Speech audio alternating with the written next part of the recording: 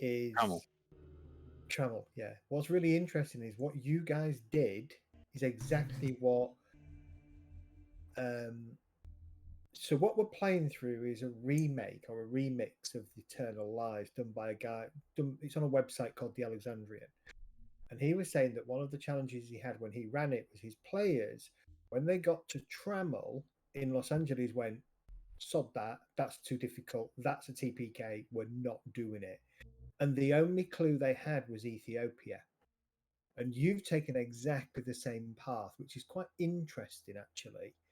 Um, and so the whole thing around the obelisk is something he created to get you back on track. Ah, right, okay.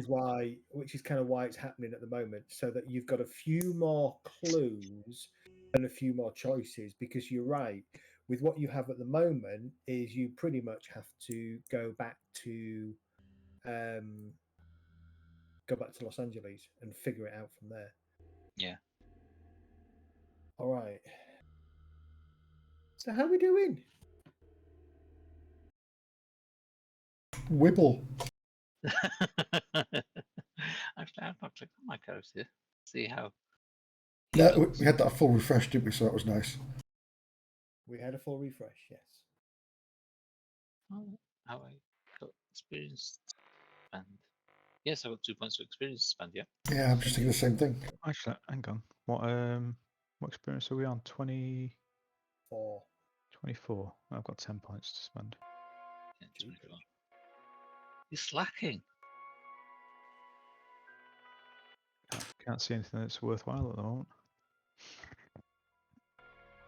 See, I've been putting in points into things that we're coming up against, like the explosives and things like that, and we need something for, but suited my background. Yeah, not my job.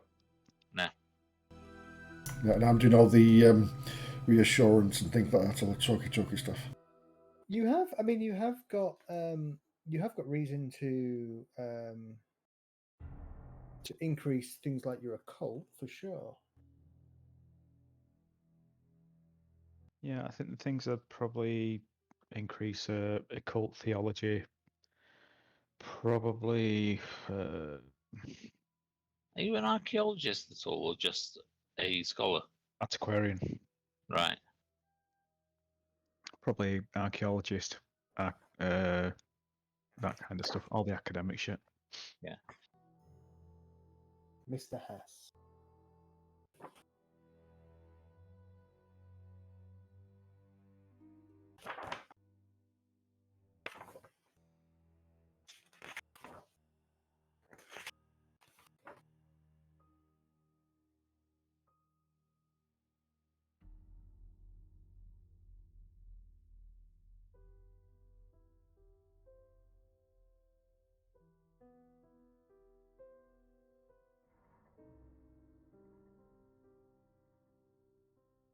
What's your occult rating at the moment? 4 at the moment, I think. Okay, so if you have a rating of 4 or more, it means you have seen obscure names like Cthulhu or Yog-Sothoth before. But without a rating of Cthulhu mythos, you dismiss them as trivia or explain them as regional occult variations on Tiamat or Chronozon or something. You've got Cthulhu mythos now, though, haven't you? He has some Cthulhu mythos. Those 2 points in Cthulhu mythos just make me accept everything as bullshit reality.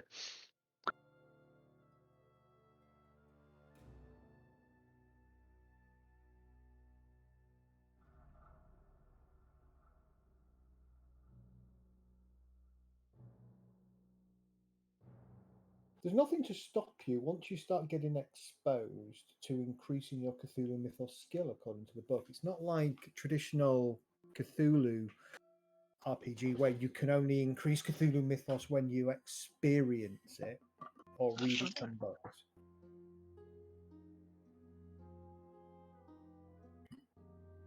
How we doing, Medi? We live? No, we're good to go. Oh, we might as well go.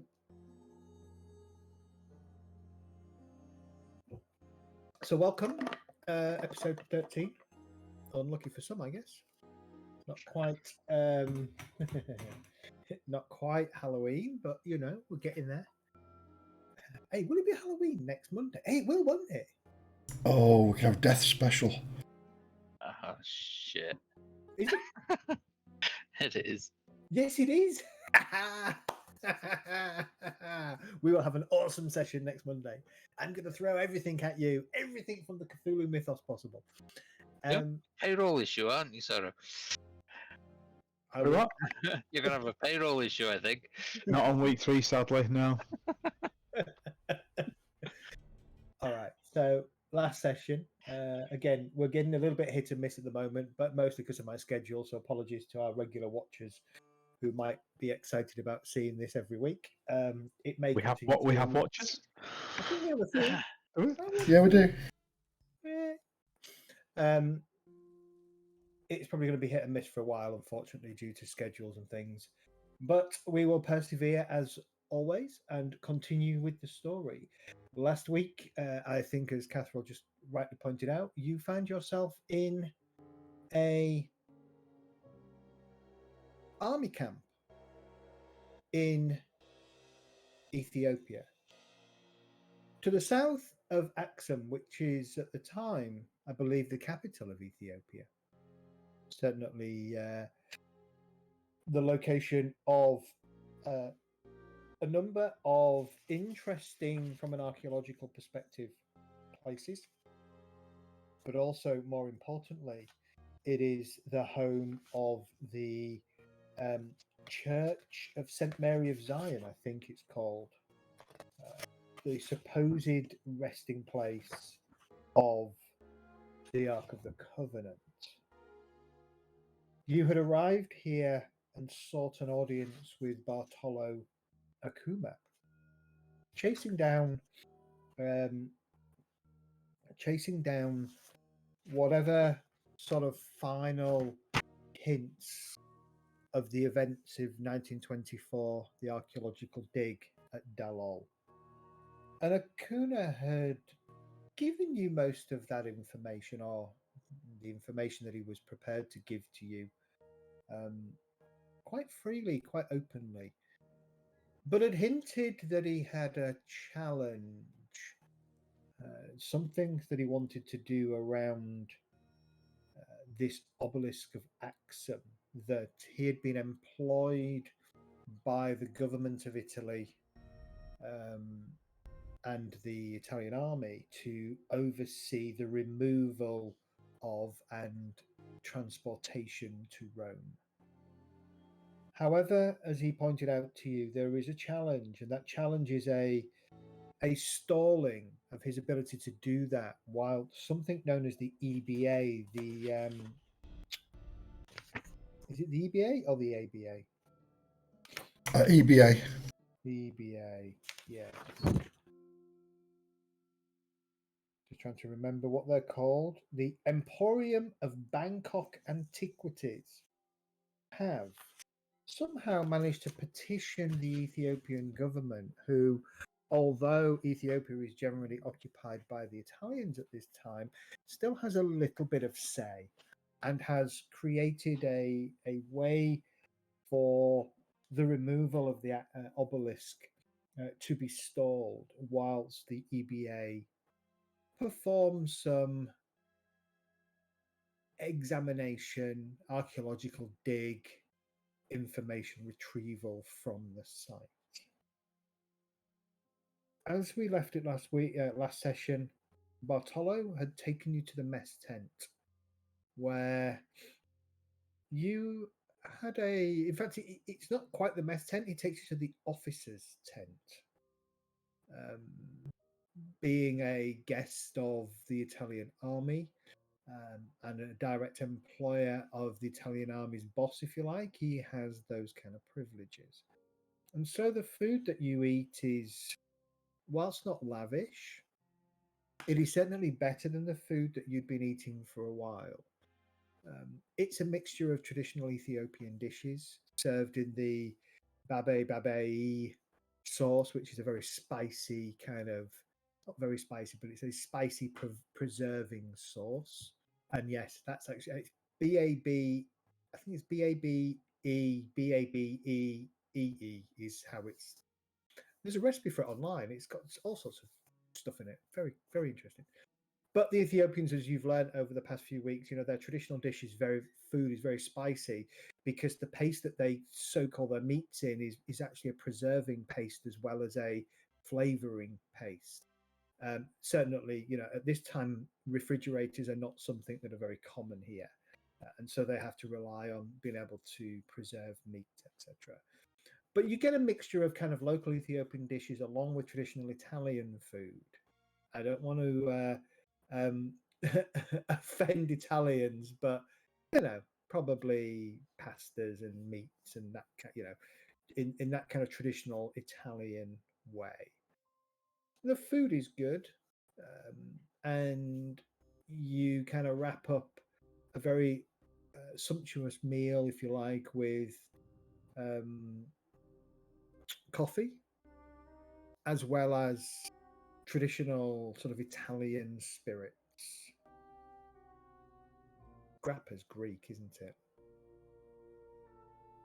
I think so, yeah. I'm now going to have to Google this.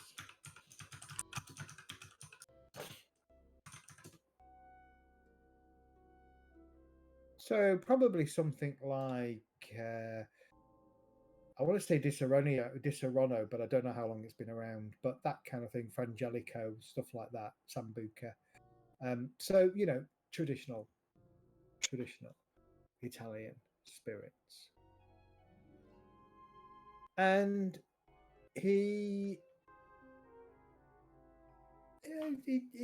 general chit chat. He spends a lot of his time talking to Ralph about general archaeological things that Ralph has seen, inquires about any digs that Ralph has been on, books that he's read. And he's kind of, just generally talking about the stuff that he's seen. He avoids talking about Dalol, certainly over dinner. But as you kind of go through the meal and as it's kind of winding up, there does appear to be something that he's wanting to ask. And he's almost, you get the sense he's almost kind of buttering you up to ask for some kind of favor.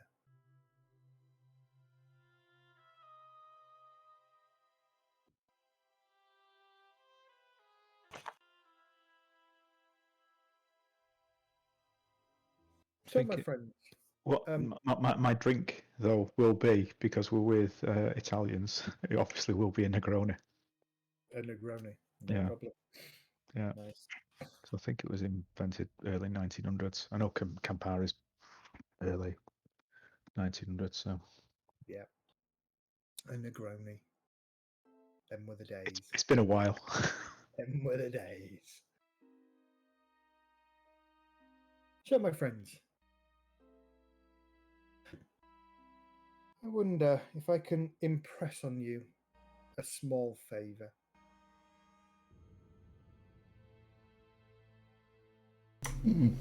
Go ahead. I am too well known in these parts. Too much association with the Italians. It's very difficult for me to move about the area freely without being watched or followed or the usual kind of thing.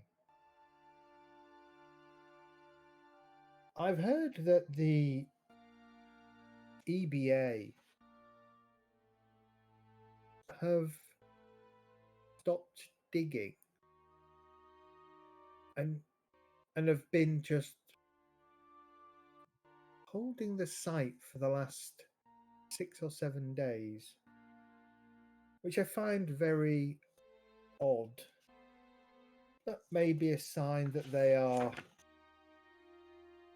thinking of wrapping things up, which would be positive for me, at least. I can get on with the job that I've been paid to do. But I'm wondering if there's any way I could perhaps ask of you to maybe make inquiries of the EBA, find out anything that they've learnt that might be useful for my report back to Mussolini.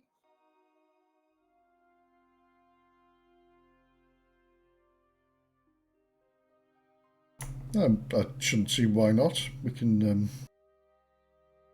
I'm sure that Ralph wouldn't mind going and have a look at the dig anyway. It would be of interest, yes. Oh, good. Well, anything you can learn would be useful. I don't think you'll have any problems. They may be a little bit reticent to, what's the word I'm looking for? Allow you to just snoop around, as they say. But if there's a way for you to find information, bring things to attention that could be of use, that would be more than useful.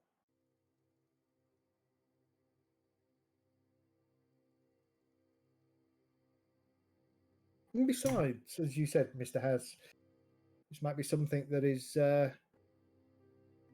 good for your own expansion of knowledge. Indeed.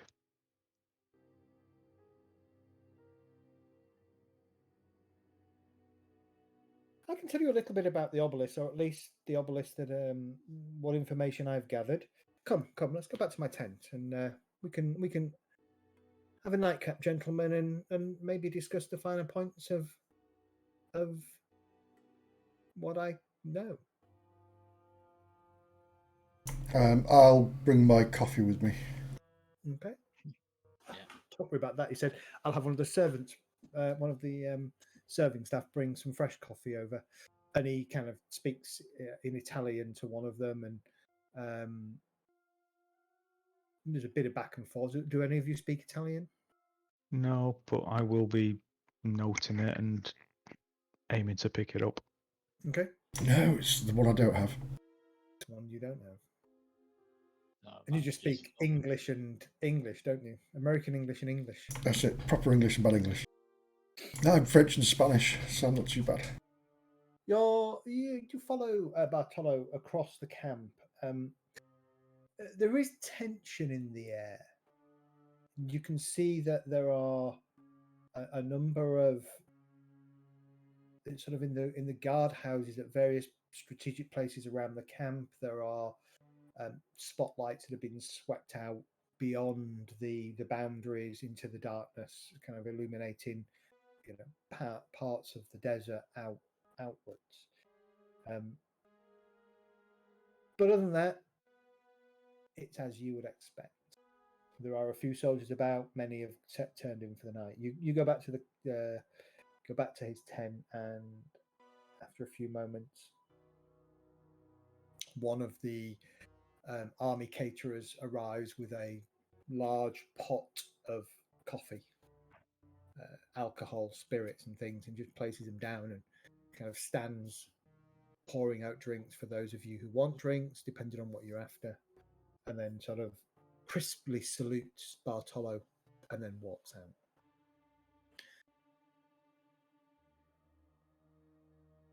Well,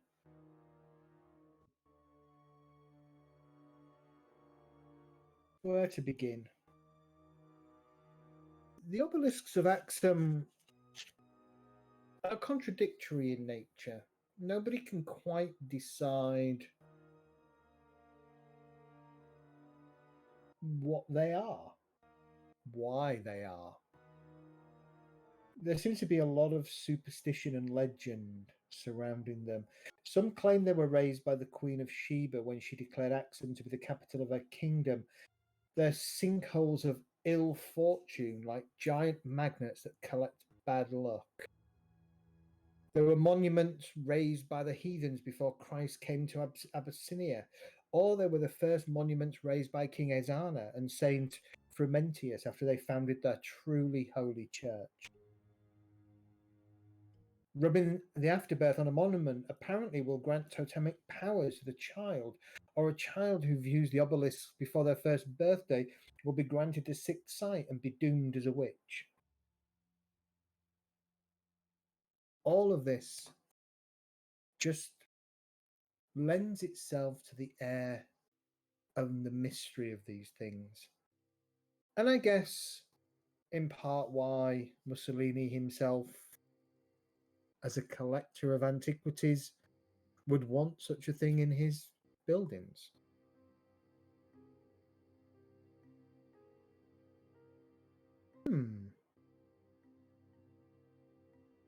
You know, I think you've arrived at a fortuitous time. Actually, I think in 2 days' time, there's something that might very much interest you, Mr. Haas.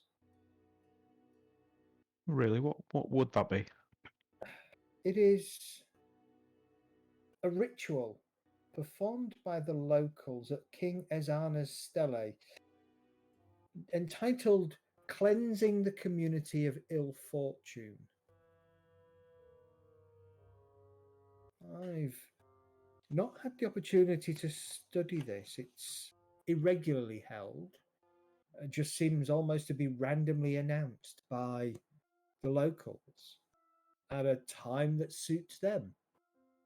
No idea how they measure when or if they should. But it will happen in the next couple of days, perhaps. That gives you an angle to gain access to the site as a whole, to meet the EBA, and dare I say it, snoop around. Possibly.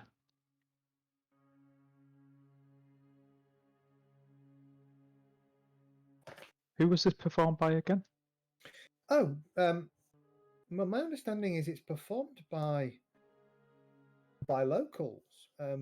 Water's taken from the fountain of the Cathedral of Sion Mariam, mixed with water taken from the Queen of Sheba's bath, and painted onto the sides of the obelisk, I think is how it goes.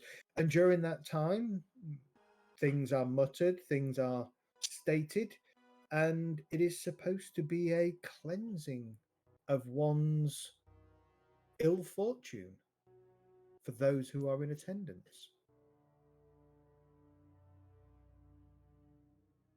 Sorry, Bartolo.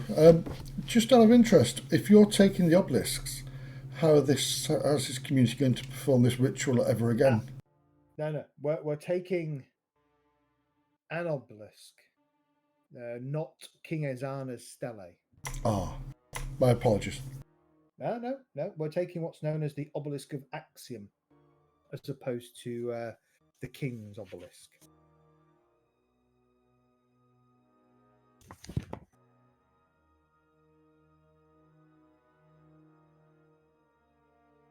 Aksum, by the way, is the holy capital of Ethiopia.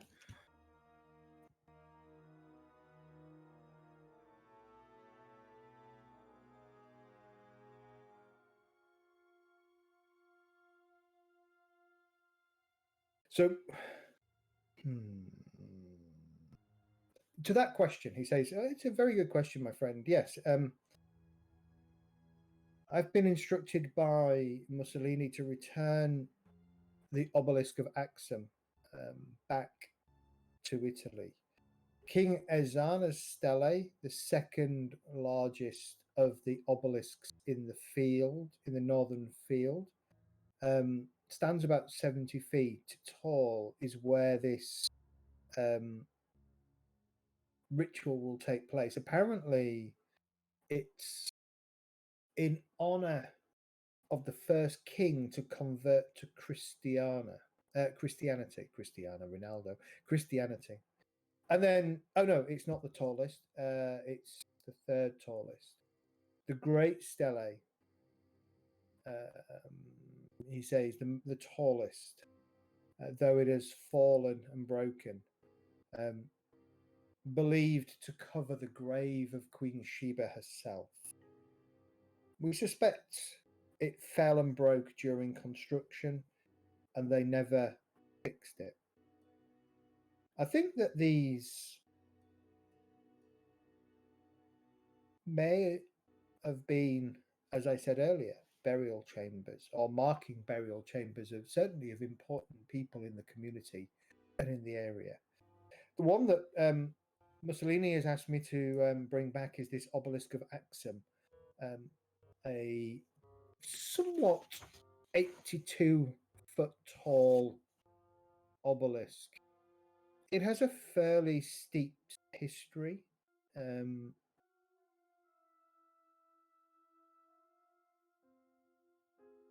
But needless to say, it is the one that Mussolini is interested in. Somehow linked, perhaps, or it's believed it's linked to an assassination attempt on King Ezana himself. And there are some that say that it was that event when he had converted to Christianity that the attempted assassination was partly the reason why this obelisk was torn down. Though we'll probably never know.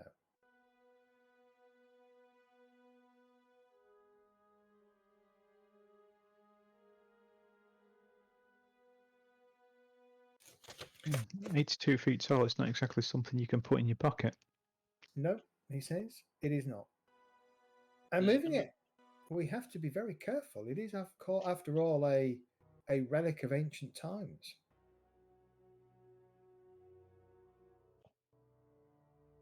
Surely you'd need to break that up to be able to transport it. Well, it's in 5 pieces already. We will simply lift each piece and move it accordingly. We have several trucks that should be able to cope with the weight.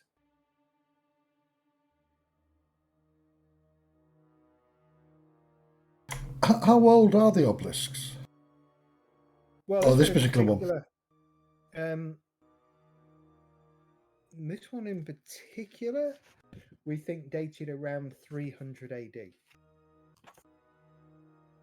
So that's 1600 years ago.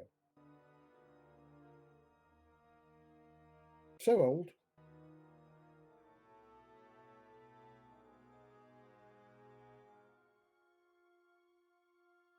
It's taken an amazing feat of engineering to actually put them up there. It's truly amazing. He nods, scratches his chin for a moment. Yes, much like the pyramids of Egypt. Fascinating. Have you seen the pyramids, Mr. Haas? Only in passing. Definitely a visit if you have the time.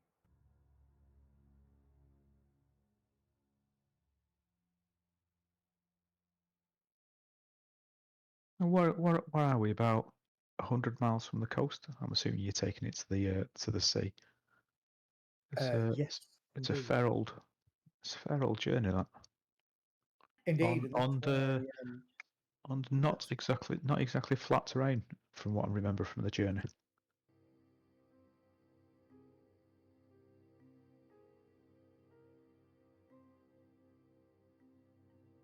some science. I think it's way more than 100 miles.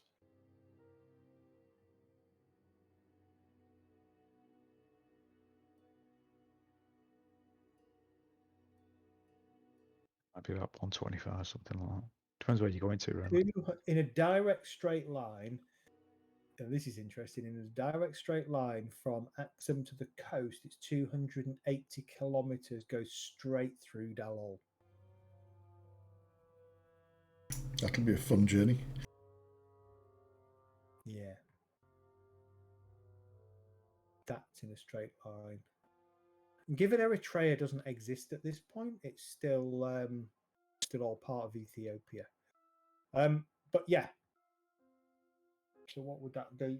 173 miles by truck to the coast, and then probably northwards, or it depends on how they're going to ship it from there. I'm not sure aircraft of the time are very capable of carrying that heavy weight. No. Easily.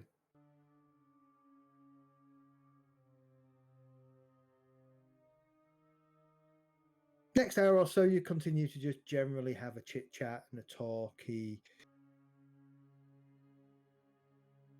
to the best of his ability, tells you that he believes that there are 4 key members of the Emporium of Bangkok Antiquities here. He doesn't know their names. He has only met one in passing. A guy, well, the only one he knows the name of is Luke Fausch. Beyond that, he hasn't met any of the others.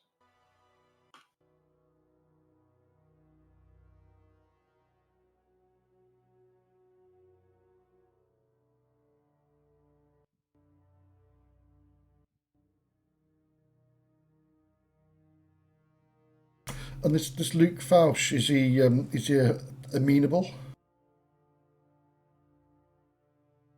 He was very clear in telling me that I was not to attempt to remove the obelisk until they had finished. I believe it was he who had managed to get the local government to stall our removal of the items. Okay, so you wasn't saying you're not allowed to take it, just not allowed to take it until they finish. So what were they Indeed. doing? Well, that is what I'd like to know. And why, for the past week, have their diggers stood idle on the fields and done nothing? Unless there's something under it. There is that possibility. As I said, I believe it could hold a wall which, if broken through, could free the prisoner of Glacky. Yeah, we don't want that to happen.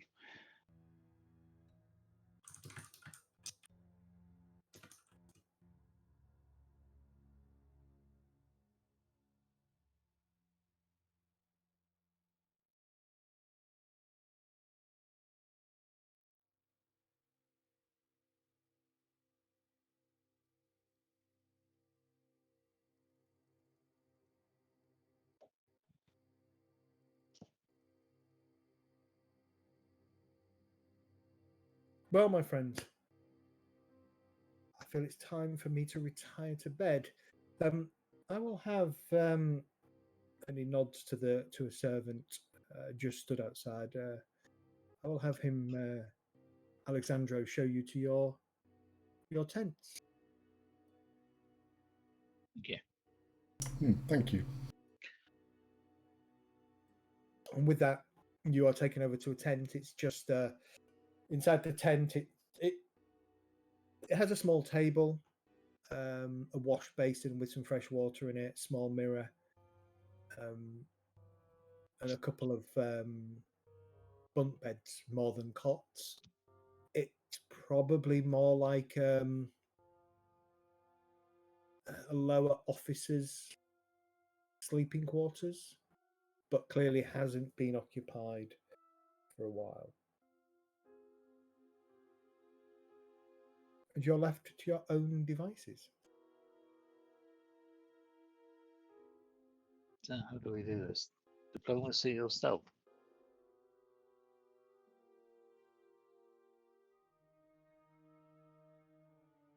Sorry, I missed that.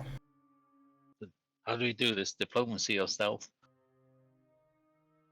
Diplomacy. I think there's no point sneaking around. We'll get thrown out of the place if we caught.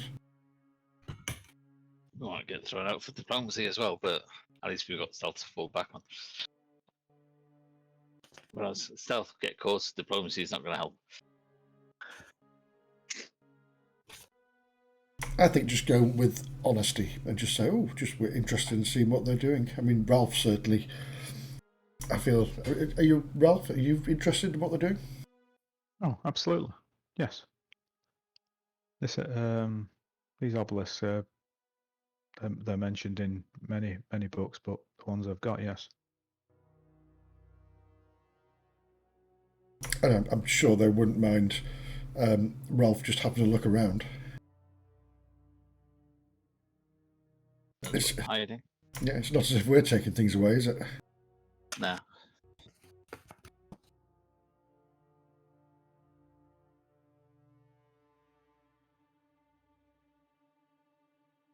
Actually, what's the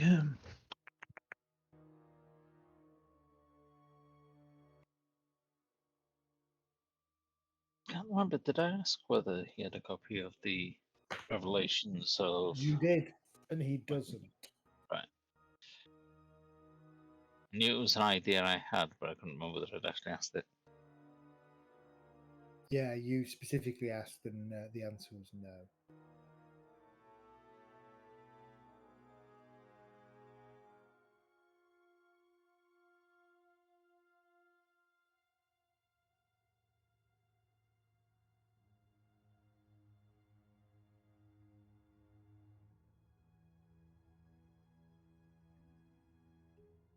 Okay.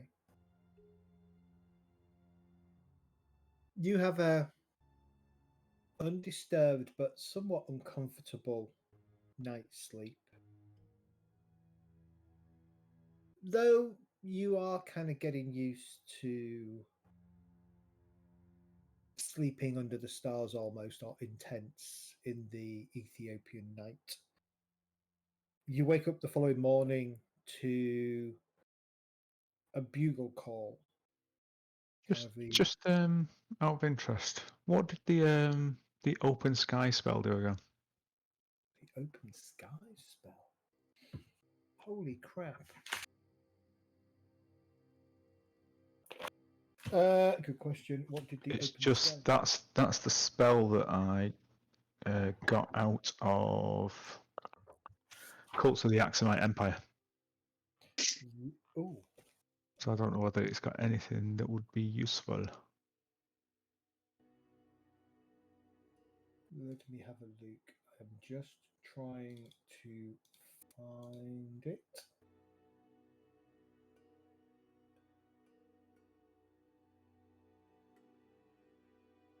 Ooh.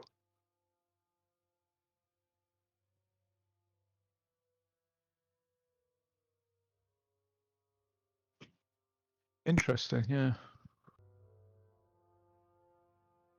And they go right to the horse's mouth. Bear with me a second. No, this it's got a little bit at the back end of this saying that Davidson also references the revelations of Galaki. This is in the Cults of the Axumite Empire, suggesting strange parallels between Thosia, whatever that fucking word is, Book of Prophecies and lurid blasphemies, and the Axumite beliefs.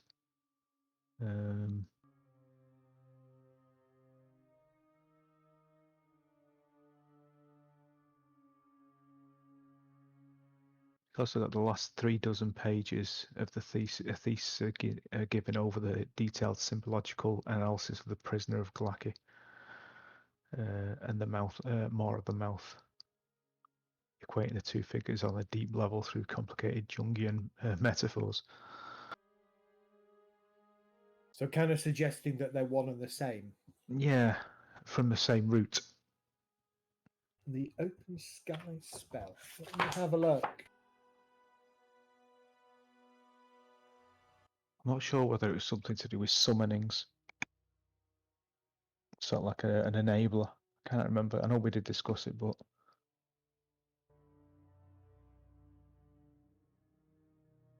Problem is, I can't remember where I gave it to you. Bear with me.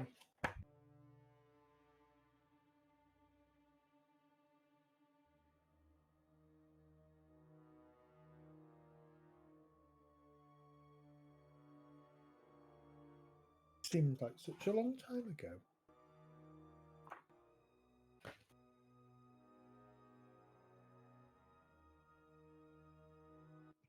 All that time ago when you were in Los Angeles, enjoying beautiful people.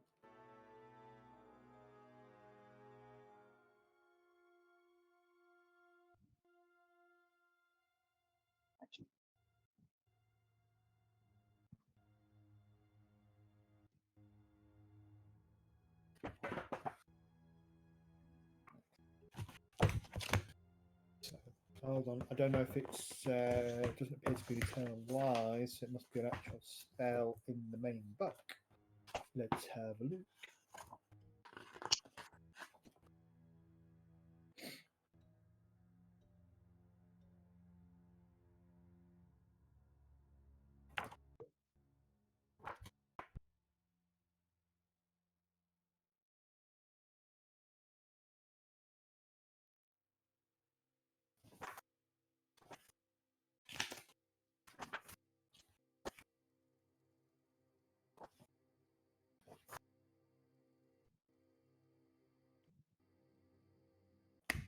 not in the main book.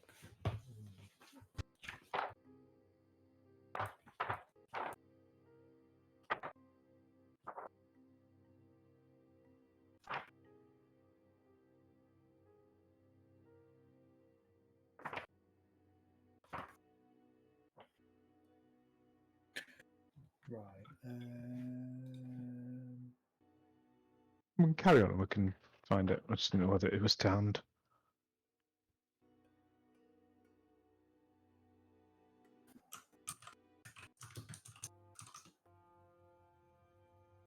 I should be able to find it.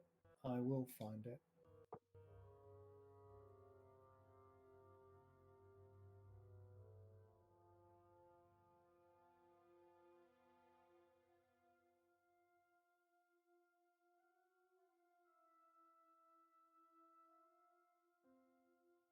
Give me a sec. Give me a sec. Give me a sec. Okay.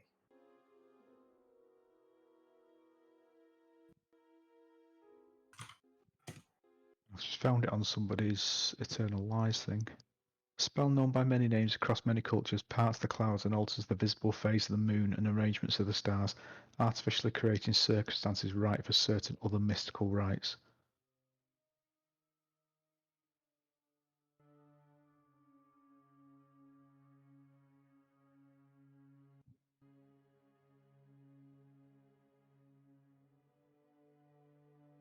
Doesn't seem to help you much there. No. I think it's a story thing. But it does seem to, like I say, I remembered it as like an enabler.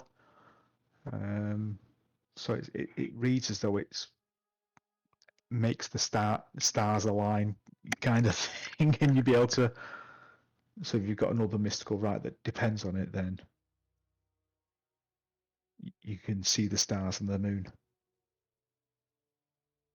It says artificially creating circumstances right for certain other mystical rites. So I would assume that it alters the visible phase. So you must change the sky. Correct. Yeah. So if you need the moon to be in a certain phase, it'll do that. If you need certain stars to be visible, then they are. Right. Okay.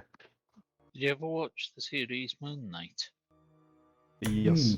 And you could change the sky. You could change Yeah. the thing, couldn't you? where he did that type of thing? It's probably Yeah. similar to that, where all the stars move into the right situation for him to be able to do something.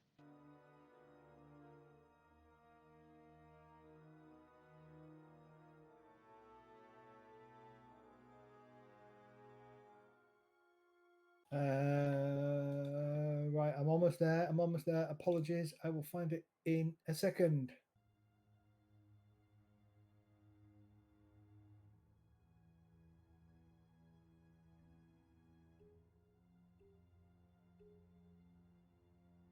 It's rubbish, isn't it?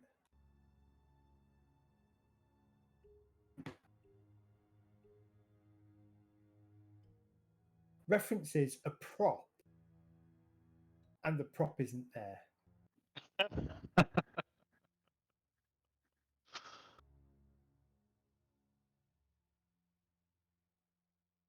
All right. But yes, I believe that is exactly what it is. It is a way to make the skies align. For what purpose?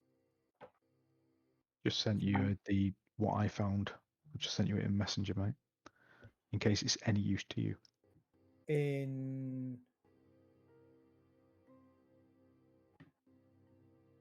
Facebook Messenger. Okay. Yep. Yep. I'll dig it out at break. Yeah. Yeah.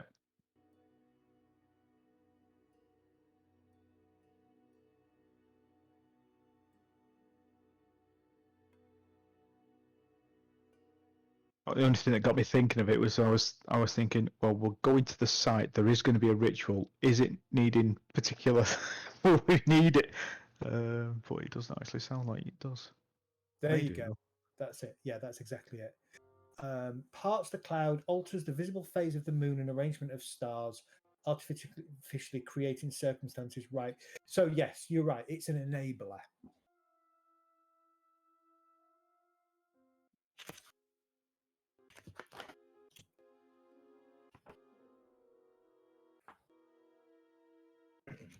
So if somebody else casts it to get something, you need to cast it to change it so that it's not what they want.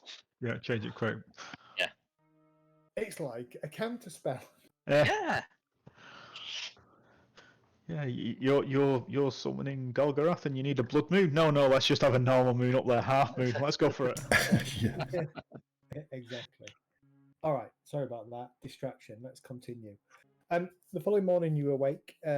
You join Akuno for breakfast. He is in an interesting mood, and he's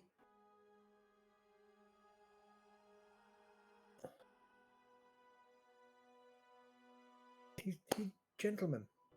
I've been thinking things through tonight and overnight, and I thought perhaps this might be of interest to you. Certainly, to you, Mr. Haas.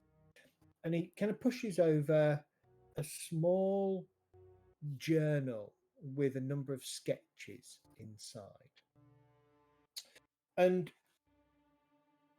he sort of I just got an old D&D trap there stuck in my mind. Yeah. Out of the Thinking comics, I prepared explosive runes today. yeah. He kind of okay. Spell to open the sky, prop. I thought I was looking for a prop specifically called a spell to open the sky, but no, I'm not. He says, I don't know if this is of interest to you, but maybe something you could peruse over breakfast. And he shows you a book. Your attention is specifically drawn to a couple of pages in that book. I don't know if you need me to enlarge in them or not. Okay, trying to make head and tail of that. As far as you can tell, I spend points in occult to decipher it, or you can absolutely spend a point in a cult to decipher it. I will spend a. Does it need one or two? Just one. Just one. Yeah, just one is good.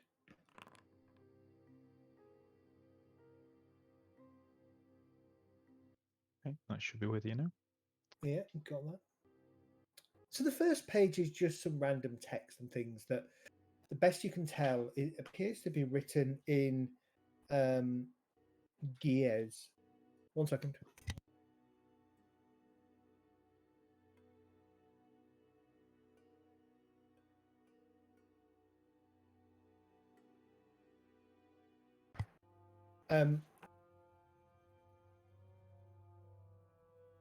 It seems to be written in gears.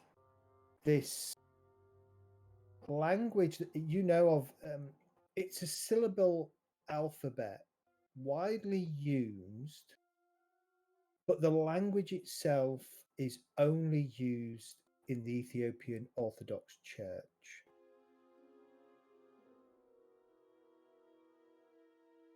Your attention, though, is drawn to that page 2.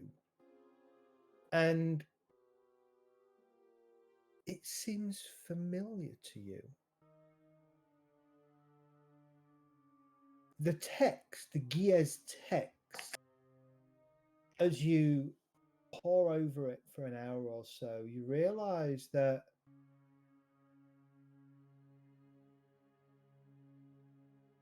you've seen this translation before. I've seen Gears text before in something, haven't I?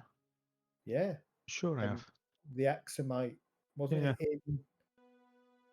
But essentially, the Book of Axumite that you have, the Open the Sky that you learned from that, is mirrored in that Giez text.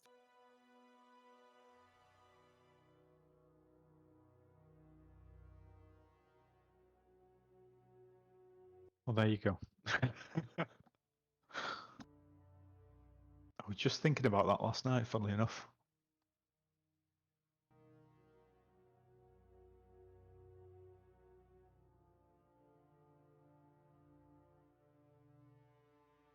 And the wording at the bottom, beyond his it wall dwelt, a Kuna the wise and the wise men that they came. They saw the evil venerated. Daggers they took, spilt blood, which they washed from their mouth. Such power refused not to be performed, ? A long guard, a watch was sealed, set upon the seal. Those bits in brackets or slashes, obviously translation of some of the text in here, and it's hard to work out. He's obviously not got the translation spot on. And you can see why as you read it, it's very unclear as to some of the meanings there. Now, the reference to Akuna, is that literally going to be Bartholomew Akuma and his mates who went down to the volcano? No. This is No, it's sort of parallels, though. It is. There are parallels, yeah. no. Akuna's the one that's given us the book. Yeah.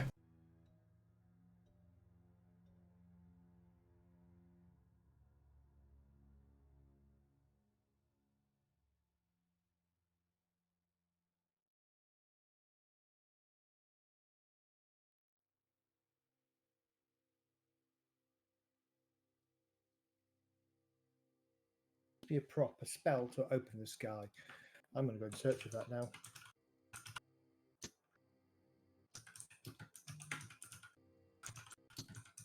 Back in a minute, one sec. So, my friend, have you decided how you are going to, shall we say, examine things? I believe the plan is just to ask for permission. Interesting. Yes, if we go in there sneaking and poking around, then we're going to be pushed back just as hard as you were. So honesty is the best policy, and just, and Ralph here has a keen interest in archaeology, so... So they all have to take the cameras and take some photos. Maybe. It would be, yeah, perhaps. I can't see why they would deny it, though.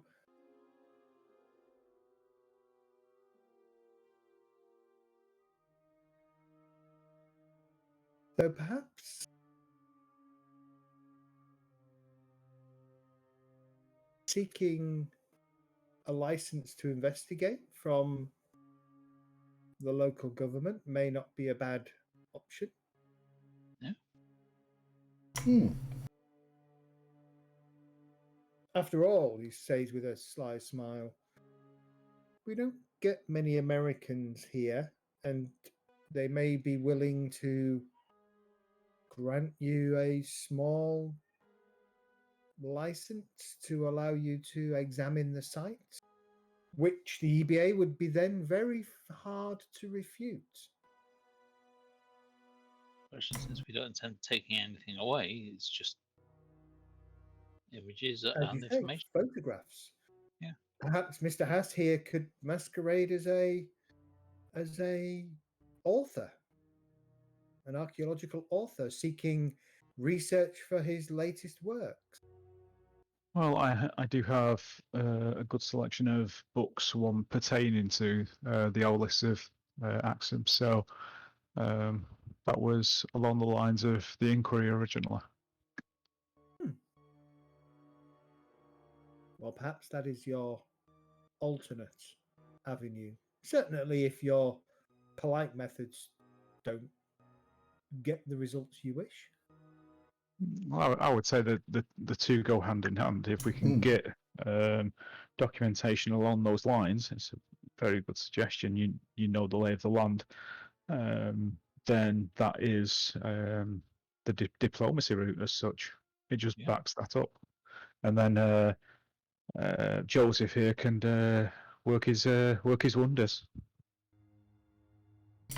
Indeed, I always find that money talks as well as we all do. Well, gentlemen, I can put at your disposal one of the staff cars, if that would help. Indeed. Thank you very much.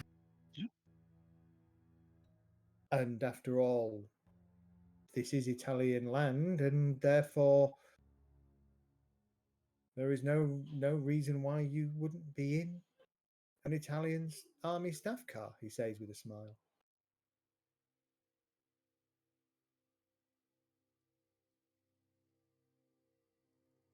So where would we get this license from? Well, you would need to approach the well, I would say Axum's Ministry of Culture.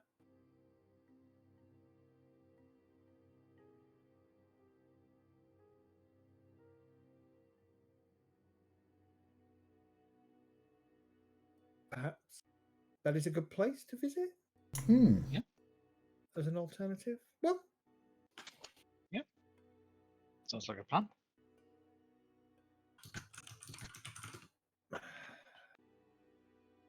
let me he goes, hold on, and he goes out, and he you can hear some Italian being spoken, and a few minutes later, maybe 5 or so minutes later, you can hear the sound of a motor car pulling up outside the tent, and then a man kind of announces himself at the door, and Acuna invites him in. Ah, my friends, let me introduce you to Gabriella, Sergeant Gabriella. And Gabriella kind of he looks at you, and in kind of broken English, not great, he just says, "Gentlemen, your driver. Where we go?" Well, I think and pleased to meet you. I think the Ministry of Culture first, then. No, very well.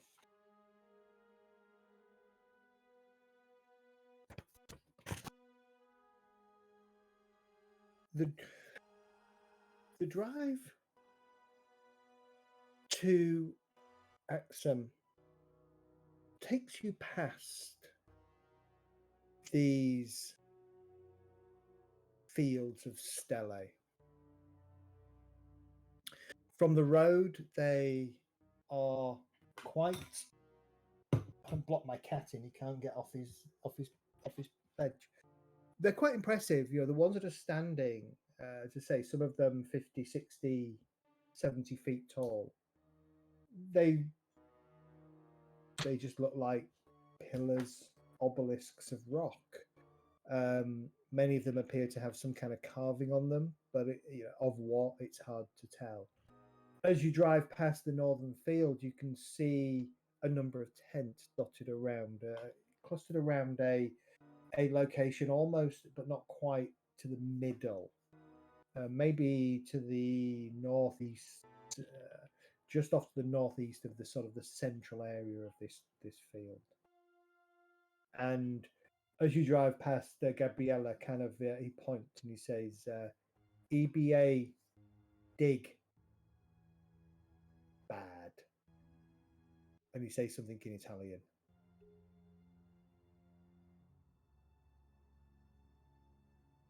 Itself is not a huge place. There are a number of buildings, obviously. But the main one that grabs your attention is the cathedral, the Church of St. Mary of Zion. A fairly impressive looking building that you just happen to kind of drive past in the vicinity. From the outside, it looks like a cross between almost a fortified house or a fortified Middle Eastern castle and a church. And again, Gabriella points it out to you, and he says, basically, this is the Church of St. Mary of Zion. It sits, again, not in the middle, and slightly elevated above many of the other buildings. And you drive past it and find yourselves at another equally almost out of place building compared to kind of many of the other local buildings. Similar kind of style to the cathedral, but less ostentatious. And Gabriella says, ministry, please. Come, I help.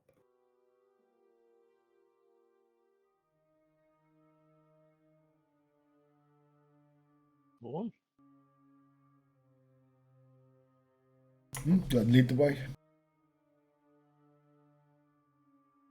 You into the building to kind of like a reception area, kind of a big desk sat flanking two sets of stairs, one on each side of a big entrance hall that heads upwards to a big door at the back. Down below, there are a couple of doors off the side to side wings. Many of them have Italian kind of signs on them.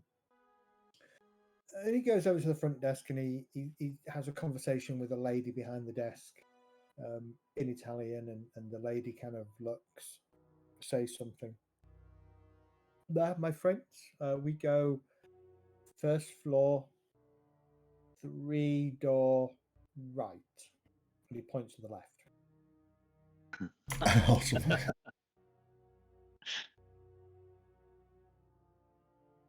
Okay, we'll follow him again. Okay. You head up and takes you to a door, and he takes you to a door on the left, not the right, and he knocks on the door. And the door opens, and a local man kind of stands there and says something in sort of local language. The Italian responds in Italian, and he seems to switch to Italian. There seems to be some kind of introduction going on. And then the man sort of says in very broken English, even worse than the Italians, he invites you into his office.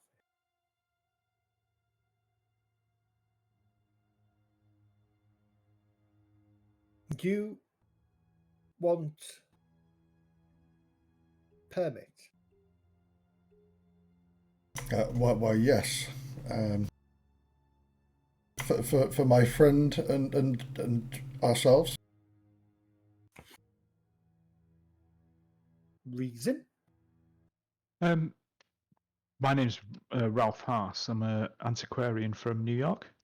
I'm writing a piece, a book that I hope to be published about the Aksumite Empire and the obelisks and the surrounds. So I was hoping to actually get a look at the sites.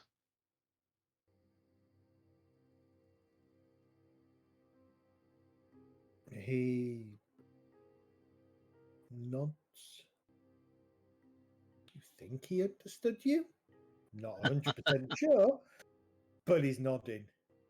He gets a journal, and he kind of stands up and he goes to a shelf behind, and you can see him thumbing through a number of books, and he stops at one. and he pulls it off, and it's about this kind of size. And he lays it on the desk, and it's got some writing on the front, but you have no idea what it says. And he folds it over, and he makes a big show of kind of folding, almost like to say, "Hey, look at all the people that have come to visit and ask for permits." About 6. He turns it around and he says, "Sign," and he thrusts a pen in your hand. Okay, And he goes, "Date, time, name, where visit, why. Sign." the thumbs up, and unless that's offensive beneath the over, I don't know. Just tell them to fuck off. I'll follow the instructions. Okay. Is this each of us signed? No. What you particularly, if you wish, you can all sign if you wish. If you all want independent permits. It'd probably be a good idea in case we get separated or something while we're there.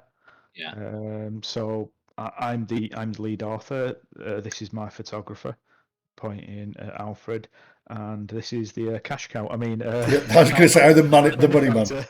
Joseph Westmore. Yeah, so pointing to Joseph. Okay. First and foremost, there's probably 30 rows on this sheet. Maybe a bit Look less. for any Maybe names 20. that jump out. Yeah. Well, it's not just the names that jump out. It's also exactly as you said, 20 names. It's not quite 20 names, but the earliest date was 6 years ago at the top of this page. But what you do see is, not just including your 3, there are 2 of them dates that are actually this past month. So currently the date has just ticked over to,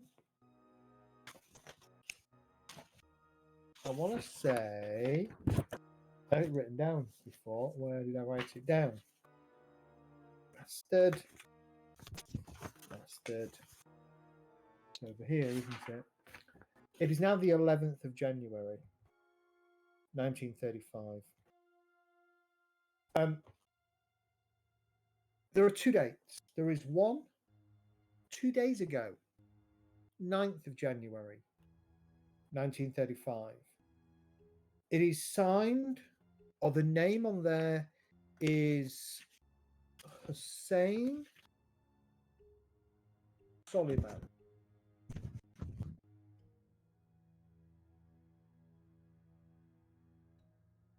And What was his reason, and where was he visiting? Rare Documents Library, Cathedral of St. Mary of Zion. Permission to research rare book.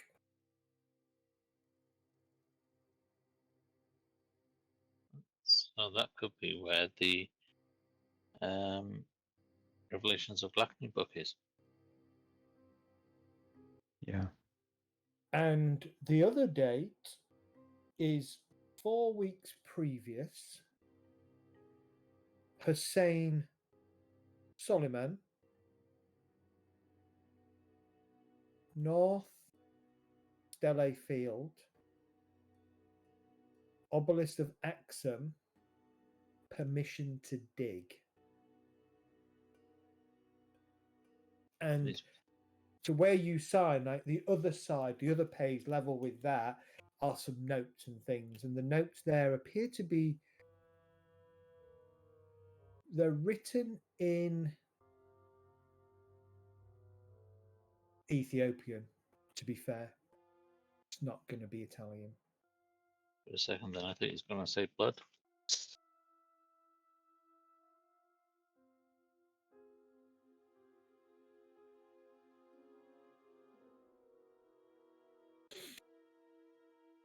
Okay. But there is a stamp, and it's a green stamp. That's on the permission to dig. Yes, and on the research the cathedral.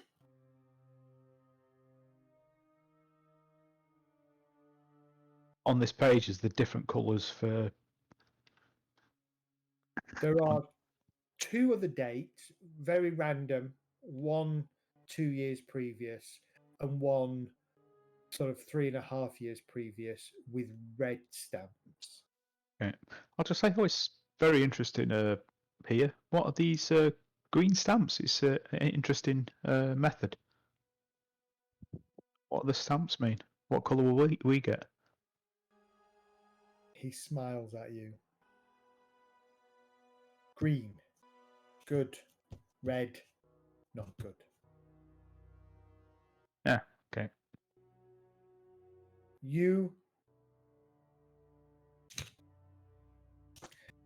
And he looks at Gabriella, and he looks at you, and he kind of just taps the desk. Yeah, we look at the cash. Anybody got any money? Looking at. Yeah. I'll step over and say how much for the permits. You American dollar? Oh yes, 15. each or Each. Yes. And he says with a big smile. Yeah. It was in one go. It to was, your yeah. question. so. To suggest that. So I'll take out 45. No, yeah, $45. He places it. You place it on, and he kind of nods to you. He says, permit ready 1 hour. Oh, wonderful. Enjoy Axum. Just out of interest, whilst we were talking, I was looking here, and there's a chap here that went to the cathedral for a rare book. Now, I deal in rare books. Do you have any idea what rare book that was? He kind of spins the book back and he looks down and he sees it. No, but asked permission properly. We agreed. Was it our pass allow us access to there as well, or just to? No, Right. no, Okay. separate pass. Right. $15 each. Okay. Would you like a pass?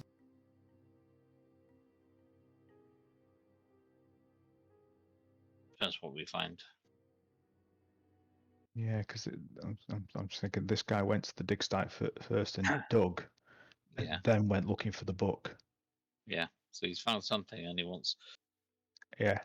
research Yep. material, maybe. I'll hand over another $45. Yeah, whereas if we go for the book first, find out what he was looking for, we know what to look for at the dig site. We do it in reverse. Mm. Yeah. Okay. See, the name sounded familiar, but I can't find anything in my notes for that name. I don't know whether I'm mixing it up with something else or not. One thing, gentlemen. You not disturb EBA? No. They digging. You not dig? No, just photo and just photo. document. Yeah. Yep. Very good. Very good. That is what pass allow. Yeah. 1 hour for both passes. Thank you. Each. Wonderful. Fantastic. So let's go find somewhere for a drink, for coffee. Oh, so he went to the cathedral the day we arrived in Axon. Interesting.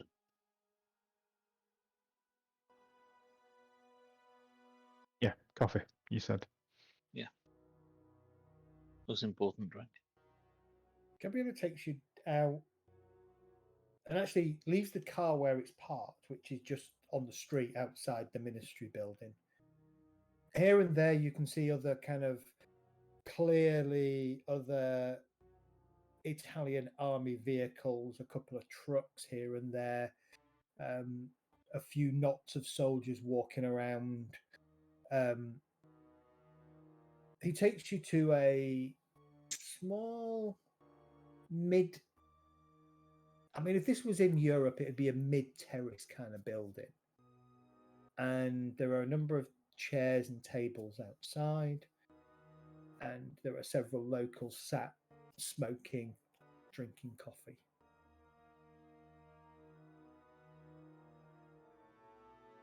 Eating dates. That kind of thing. Scorpions in chocolate.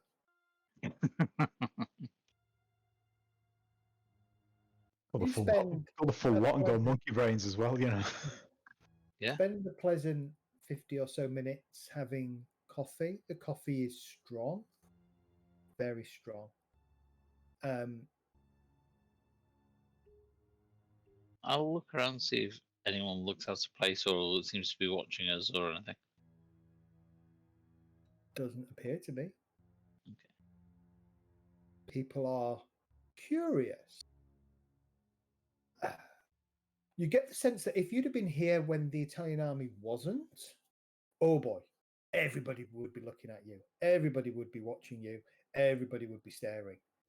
But because there is a presence of other white Europeans here, you're a curiosity, but a passing curiosity. You're not in uniform, which grabs some attention. If you're speaking beyond a whisper, your American accent will get more attention. But the attention you're getting is very much that kind of curiosity. You know, who are they? Why are they here? Why are they with the Italians? You know, are they friends? That kind of thing. I mean, at this point, 1935, the war hadn't started. I don't think Mussolini was. I mean, I don't know what the relationship between the US and Italy would have been in 1935. Google will probably tell me. Google will get it right is another thing. I thought it'd be quite friendly because that's the main place for Americans to go on holiday, isn't it? When in Europe.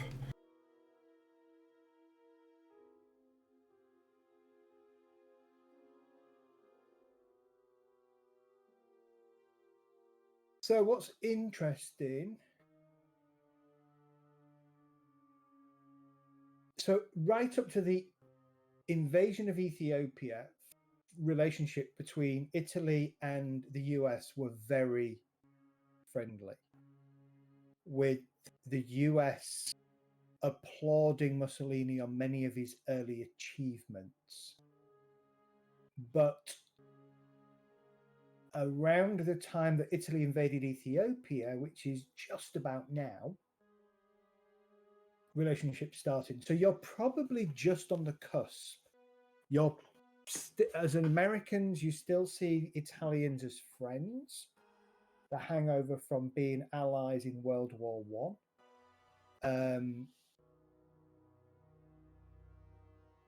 But it's starting to shift. But you are probably so far away from it all at the moment that it's just natural for you to be sat here with Italian army captain having a coffee, right? There's no beyond the fact that you're sat here with an Italian army captain in Ethiopia having a coffee, which in itself is a bit weird. You don't see anything wrong with that relationship at this time.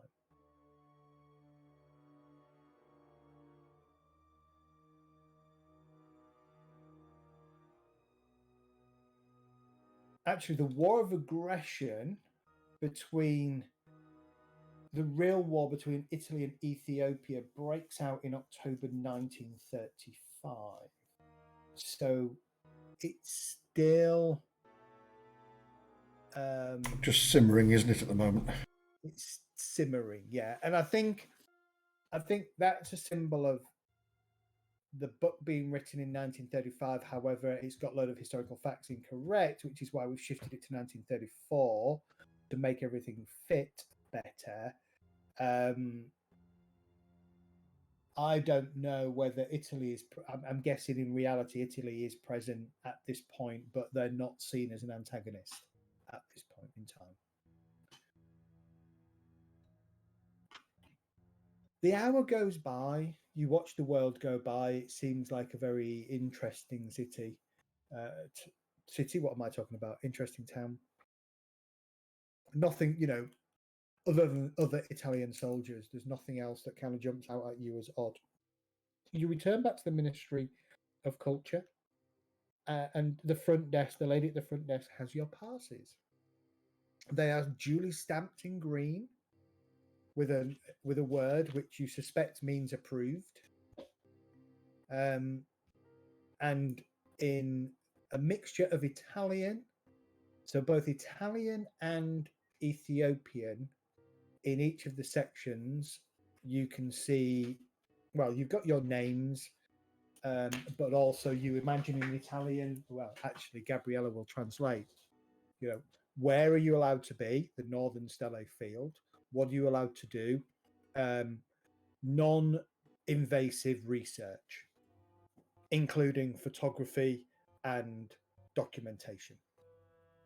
And then the other one just simply says where the church and what access to the library.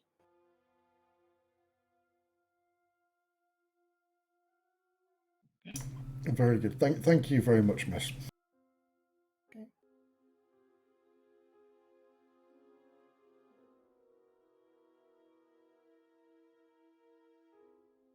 Okay. It's by now. It's probably 11 o'clock in the morning. The heat is rising. What do you want to do? Do you want to, while you're here, go to the library? Do you want to head back to the Northern Field? Library, I think was the first choice, wasn't it? Yeah, I think Ralph hit the nail on the head there. Let's do it backwards. Yeah.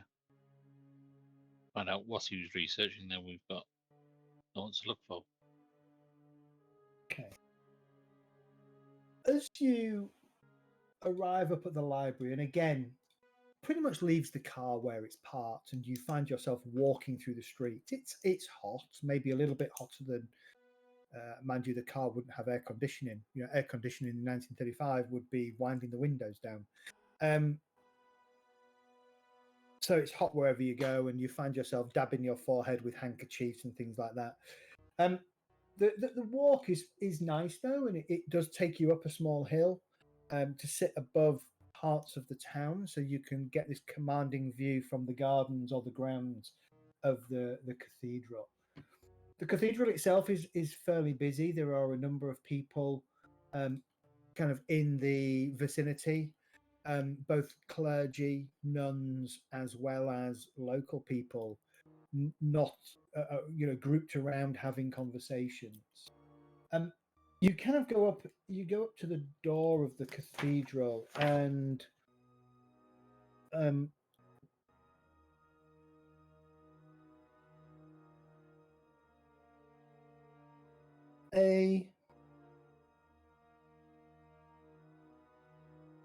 elderly gentleman strides up and meets you at the door, gesturing, again, he's actually speaking in fairly good Italian, and he's pointing to Gabriella, and Gabriella kind of stops and puts his hands together and says something back in Italian, and then he looks at you, gentlemen, I not go in with gun, I stay here. Okay. Yeah, that's sensible. It is a place of worship. Indeed, gentlemen, it is. And I trust that none of you have weapons.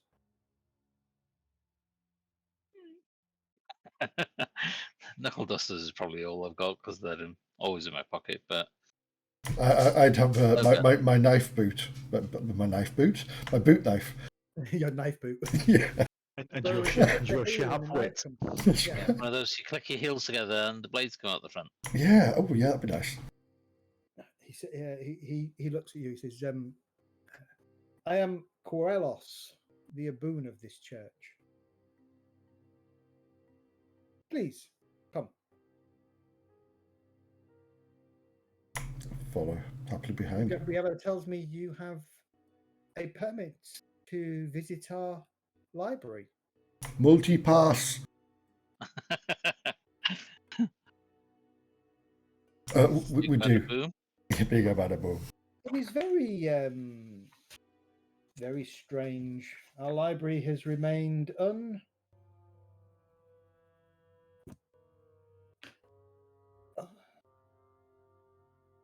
has remained of little to no interest to people for several years, and then suddenly I have two groups of people wishing to see our contents.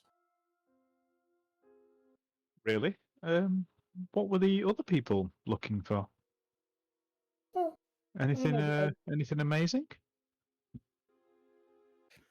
apparently researching Axum and its history. Oh, same as myself then. Ah, oh. Are you like him? He's a very interesting Englishman. Well, I'm American, but Of course.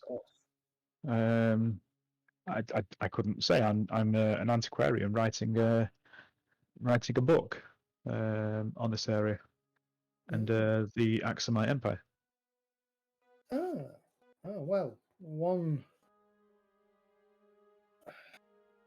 we have a number of books on the history of the Axum nation in the library. We also have a number of books documenting the tablet, the Ark of the Covenant, and its history, amongst other things, of course. Many ancient religious texts brought over from and captured from when our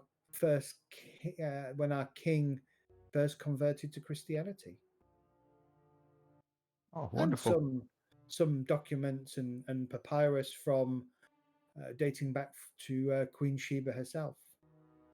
So, how does your library work with this? We get access, and then if we want to withdraw anything to read on the tables, do we need to sign it out to the tables, or do we just take it to the tables to read? Absolutely must be signed out. Okay, that's fine. And catalogued back in, and of course, I apologise, gentlemen, but you will be searched when you leave to ensure you haven't taken anything away with you. You are, of course, entitled to copy content. We do have a stack of paper and some pencils that you can utilise. Of Wonderful. course, we do not allow ink anywhere near the books in case the ink spills and would mark. Makes sense. Come. Passes first. Go on Show the the pass. Yep. Very good. Yes, all is in order. All is in order. Gentlemen, please follow me. What I want to do first is just get a book that seems to be linked, and then go and sign it out for reading. And then when I'm signing it out for reading, look what was signed out on the 9th. Yeah. As you are, by now it's getting close to lunchtime. And as you are walking through the church,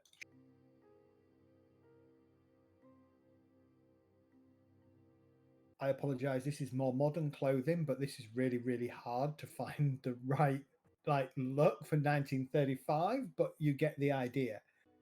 A gentleman walks past wearing a pale linen jacket, gold-rimmed glasses, and very sort of, like you say, darker coloured trousers.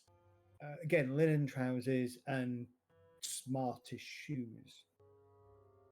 He looks impeccably groomed. Alfred, your natural sort of appraisal of people, if you like, at crime scenes and things like that. You can see that his nails well manicured. He's not somebody that picks up a shovel or a pick and digs. That's for sure.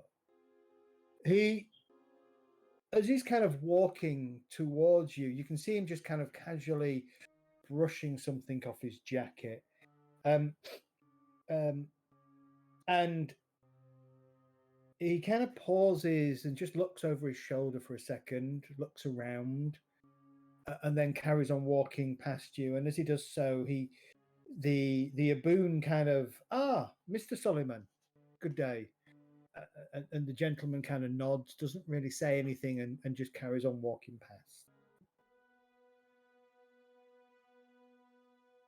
Doesn't look familiar at all.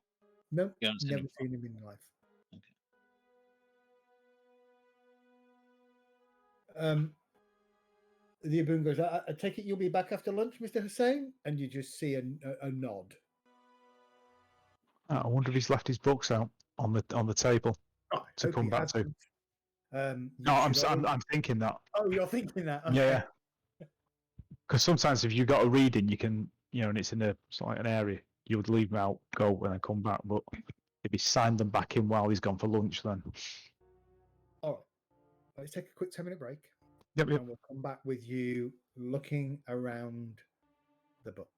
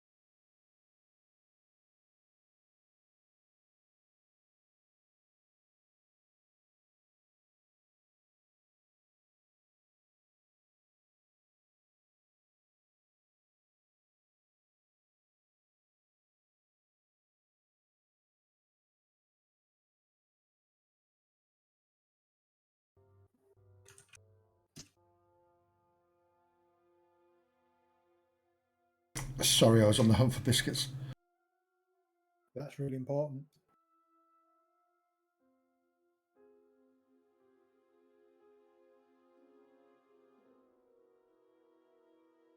Chocolate hobnobs or just...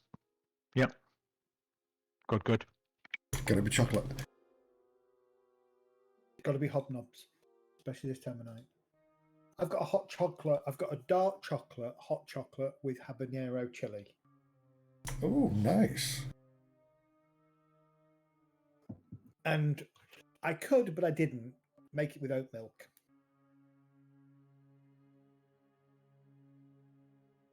So what did you make it with? Can a vegan have chocolate?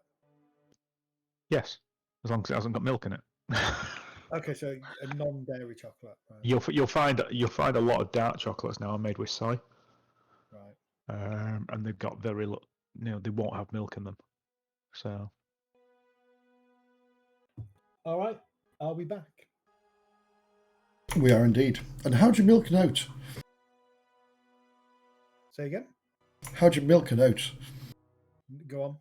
No, I don't know. It's just a genuine question. What is oat milk? It's just oats that are crushed, aren't they? Mhm. And all the juices are squeezed out of them. Ah, blended with water. right. That would- Just give me 1 second. That's what it is.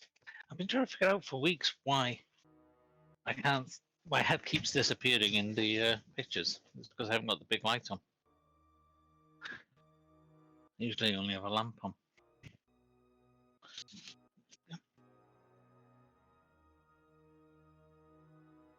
Give me 1 more second.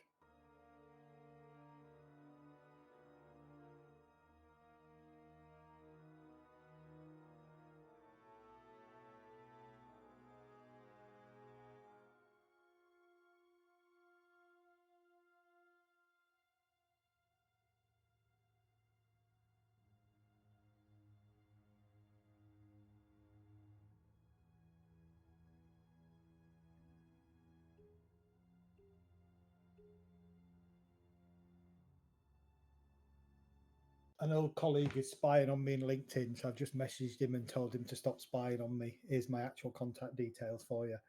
All right. You go down into the library. You should have It is- directed him to your OnlyFans page. I did. Yeah. Simon does RPG, or Zed does RPGs. Zed does roleplay. That would be my OnlyFans page.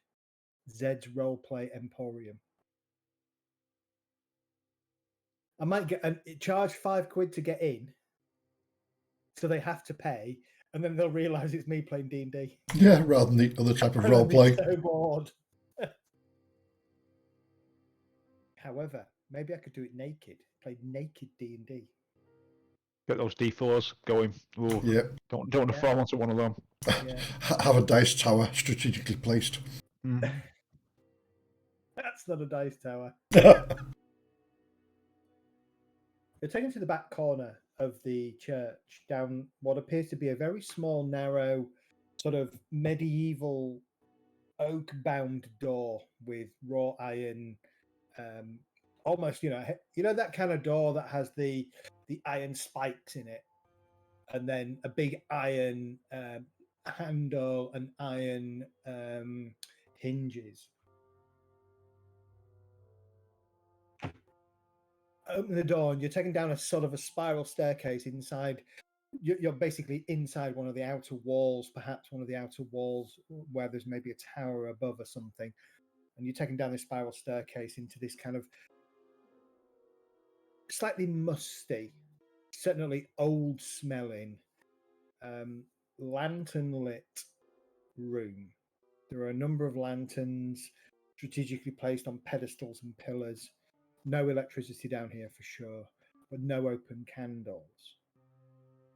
There is this kind of pale, muted yellow light, and maybe the room that you go in is probably no more than a fifth of the entire floor space of the cathedral above it.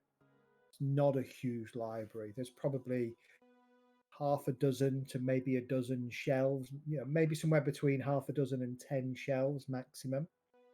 They are wall-to-ceiling shelves, and they are full of either books, bound sheets of paper, rolled papyrus, scroll cases, all over the place.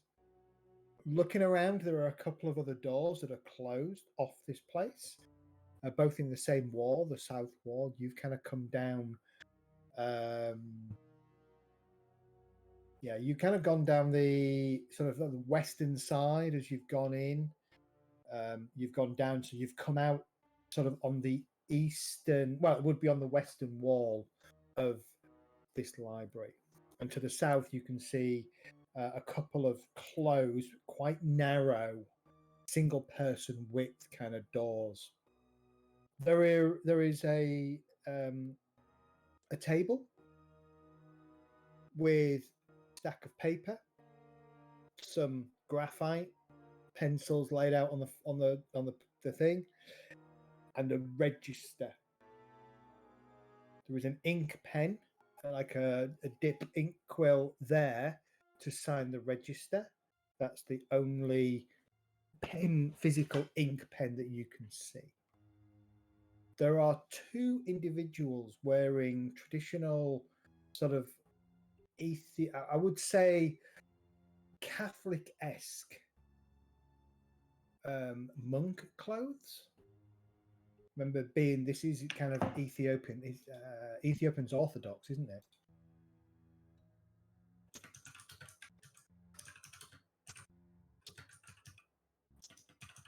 Let's have a look. Yeah, so typically it's going to be probably white with red forearms and red and gold sort of tabard type thing over kind of a white vestment. And they are kind of sat reading. One of them is writing. There's maybe 2 or 3 tables in the middle of this room. All the shelves are stacked sort of either side of the thing. They look like they work in here, or they are. They look like they're working. Certainly, one of them is working. One of them gets up and comes over to you, and the Aboon sort of speaks in Ethiopian for a few moments, and he nods and he says, "The other one, gentlemen, please help self. Sign book out. Take pen paper to copy. You may not leave with any book or paper other than what you copy. If you need anything, please ask." Are we allowed to take photographs down here? No flash. No problem. Some paper delicate. I'll quick look at the register. I won't touch it. I'll just take a look at it. Any names? Yeah. Stand out? Yeah. Hussein Suleiman. Same book for the last 2 days. Volume 3. History. Volume 3. Book of Axum, Volume 3. Yesterday was Volume 2. Today is Volume 3.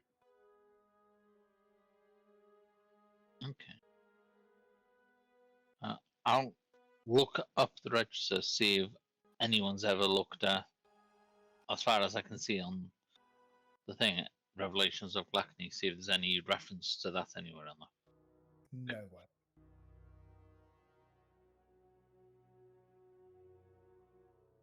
Yeah, I'll tell Ralph the actual book title. Okay, so let's go and look at that book, shall we? Got about an hour until he gets back. There doesn't appear to be any logical layout to the library. Or do we wait? He'll come back, and then we'll get book, another book on Axum, yeah,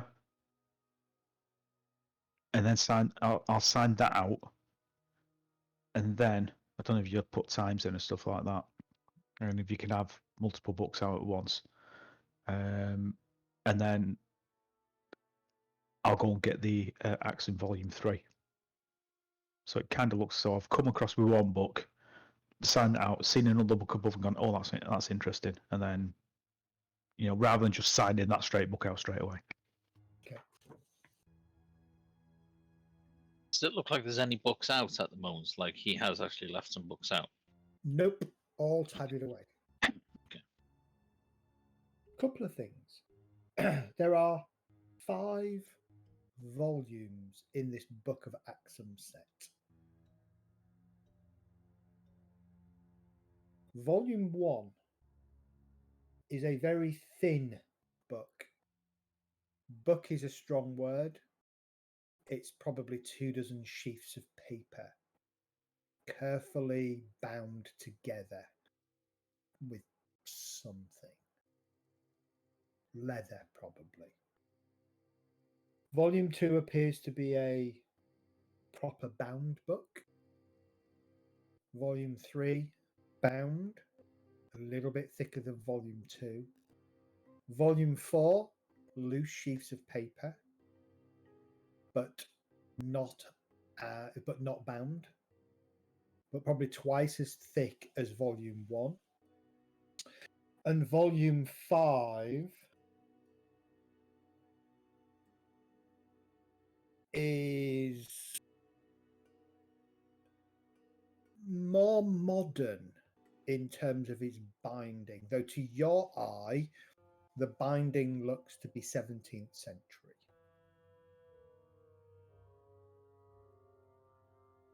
Okay. Get the gloves out. Okay. For handling the books. So I'll pick a random book. Okay. And then go for his. Okay, the book. You pick a random book that's kind of. It can either be looking into the cathedral itself. It could be looking into the area. It could be looking into the obelisk. It could be looking at Sheba, whatever. Yeah, Just so just related. Yeah, so you pick a book on the obelisk, like a catalogue of the obelisks, probably a mid 18th century work.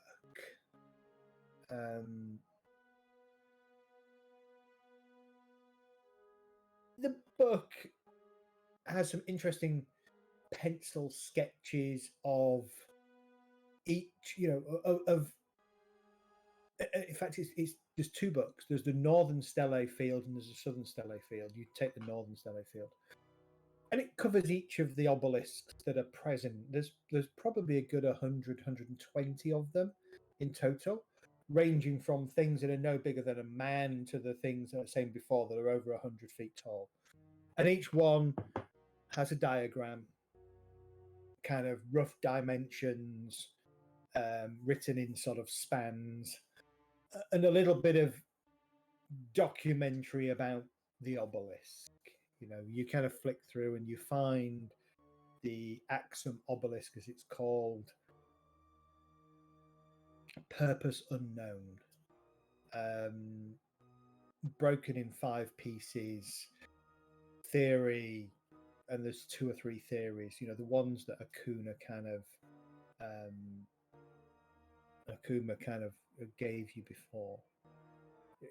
You look at the obelisk of the king, and it describes in brief this ritual of painting water on it, the randomness of the ritual, the observers who observed it over 2 or 3 years list that it's different times of the year. There's nothing to them. There was nothing obvious as to when it happened.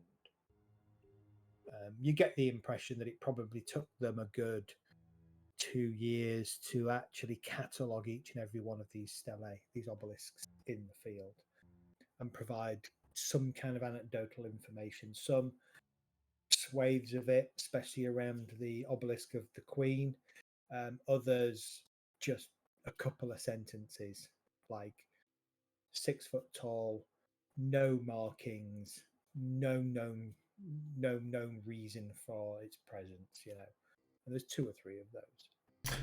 While he's doing this, I want to just say to Ralph, if there's anything you need me to copy or write down, just tell me, and I'll get a sheath of paper and a pencil. While they're doing that, I'm going to try and take a photo of the books themselves while they're still on the shelves. Yeah. Just so I can get a kind of list of the book titles, or best I can out of it. Easy enough for you to do. The lighting proves a bit tricky, but you can navigate your way around that. The majority of the books in here, if they're not written in local language, are written in Italian. Yeah, that's why I was taking a photo rather than reading. Yeah, probably by missionaries Okay. or similar. Yeah. I knew I wouldn't be able to understand what the titles are, so I thought, take a photo, we can look at it at a later date and see what's actually in here. After a little bit of time, maybe half an hour or so of umming and ahhing and making noises a little bit over this book, you place it back. You kind of tick the signed out kind of box or replaced box, if you like. It doesn't ask for times, but it asks you to say, yes, I took it. Effectively, yes, I took this book out, and yes, I returned it. Yeah.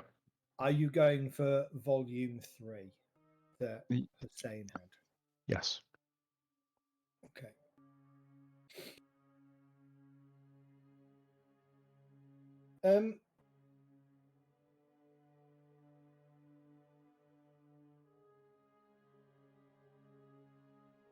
The book that you have is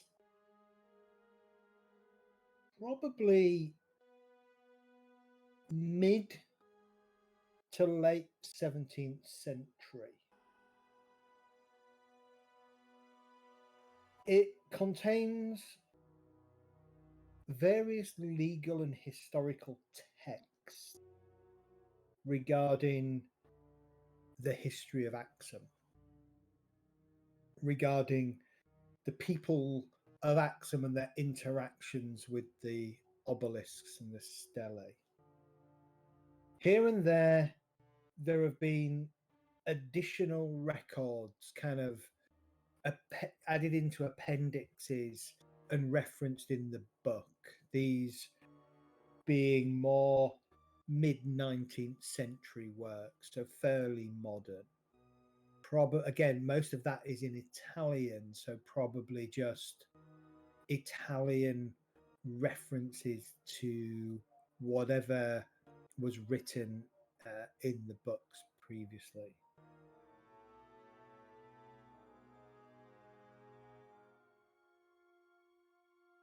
There's a lot here, and you get the sense it's going to take a while to really figure out anything of use.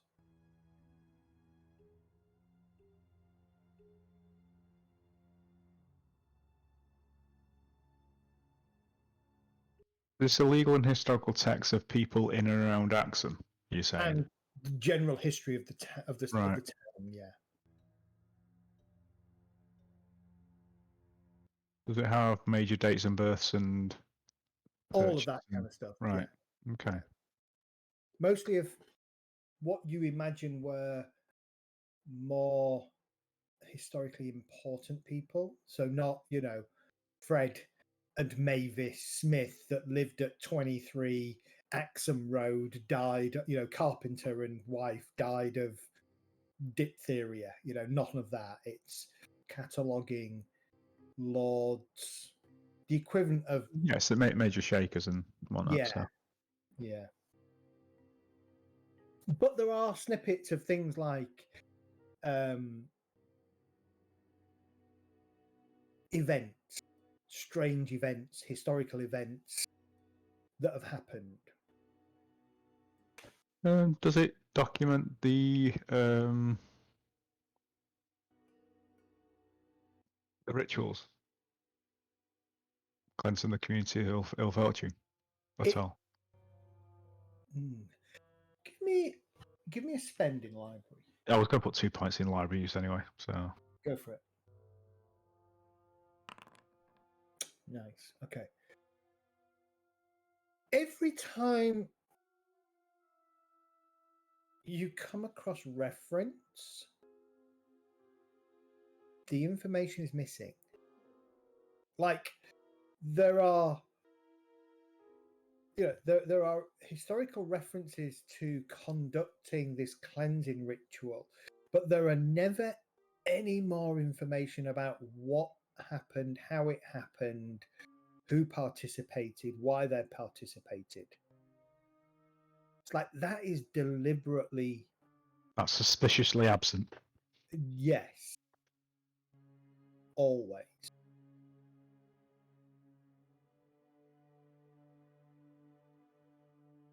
Are there any... In places, not only is it suspiciously absent, but in places it looks like where, if you come across it at the bottom of the last paragraph of a page, the following page is the next page just has jumped. Anything from weeks to months to even years. Like pages are missing. Or if it's referenced at the top of a page, strangely enough, the rest of the page has been torn and you've got like a tear where the page has been ripped out. Any of these tears current? I examined them. No. With your library too? No, they are all old. Historically purged. Yeah. Historically purged. And in a couple of places, there have been spillages that have made whatever was used to write on it just smudge and smear, so you can't make anything out. But now you've spotted that, you start randomly going through the book and you realize that there are records missing all over the place for all different things. About making note of the absences and what's been removed and what kind of information is being covered. A lot of it is about gatherings and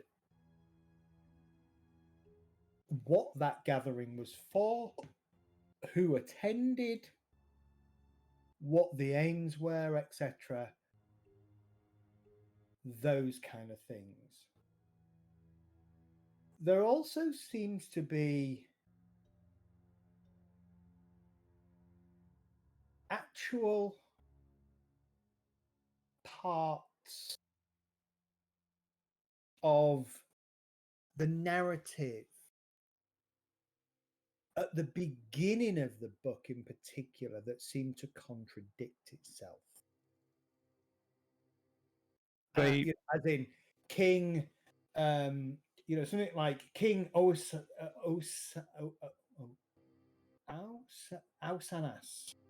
did this, and then this day, and then you'll find like maybe 30 pages later you'll find the same day the king doing something completely different that totally contradicted the previous thing. And there's a number of things around Saint Frumentius of Tyre, the founder of the church, also seems to have a bit of contradictory information. But this is in the very beginning of the book. Like the end of their tale, as it then transfers over to the greater Axon town and what that did.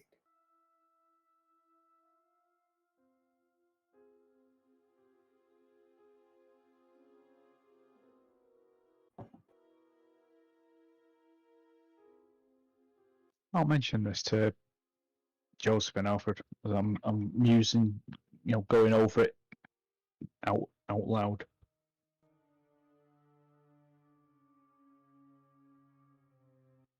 These records are all over the place. It's about now you can hear footsteps on the stone stairs coming down. You need the next book to make sense of it, or the previous book. Or could the No, pages have been swapped around? I think not swapped around. They've been purposely Changed. changed. The account has been changed, or contradiction has been put in to make it invalid, possibly, or it's been put in by somebody else after the fact, and they've not taken out the original. Any idea how long ago? Before we talk about this, I'm going to get this book signed back in. Okay. Yeah. And get another book signed out quickly. Is the writing I'll on take one over from the thing here and sign it in and sign it out at the same time. Yeah. Okay. You do that. Just before it goes, is all the writing on the page the same, or is it written by different people? Different hands, but that's not unusual. It's different hands throughout the book. You get different monks doing it. And do the contradictory pages look more recent than the original pages? Like they're trying to muddy the water, so to speak. I'm going to say he hasn't had time to establish. Yeah, I can go back to that. I'd have to look at the actual paper. Yeah. Okay. Yeah. You probably need to get your kit out and start examining it through not microscope, but magnifying glass and. Yeah, I'd have to look at the paper type and the ink types and things like that. Just examining it through my kit. The gentleman that you saw leaving out kind of comes in and he stops at the doorway and he kind of looks at the three of you. For a second, you see a quizzical look. And then, Alfred, you notice a flash of paranoia wash across his eyes before he seems to kind of take a deep breath and compose himself. And in very polite, very deliberate Queen's English. Good afternoon, gentlemen. Good afternoon. Good afternoon. This is an amazing place, isn't it? Americans. Yes. Unusual for this part of the world? May I ask what brings you here? Research for a book. An author. Well, antiquarian, wanting to do some work on things that interest me, yes. Allow me to introduce myself. I am Mr. Hussein Soliman.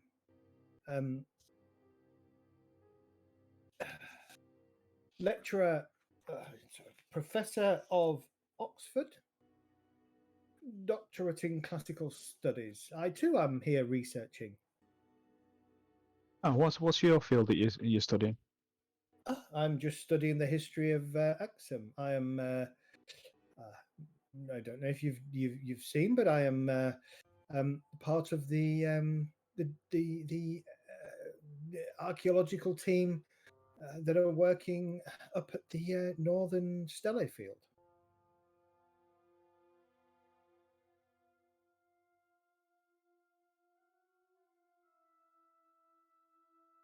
Ah, wonderful.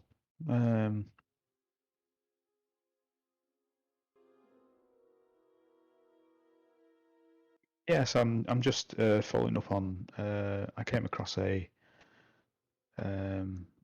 book some time back in my line of work, and I found it fascinating. It was a book about the cults of the Aksumite Empire, and it was absolutely fascinating. So since that time, I've been pushing to get out here and do some research into the area and possibly add to that previous work and bring it up to date as it would be.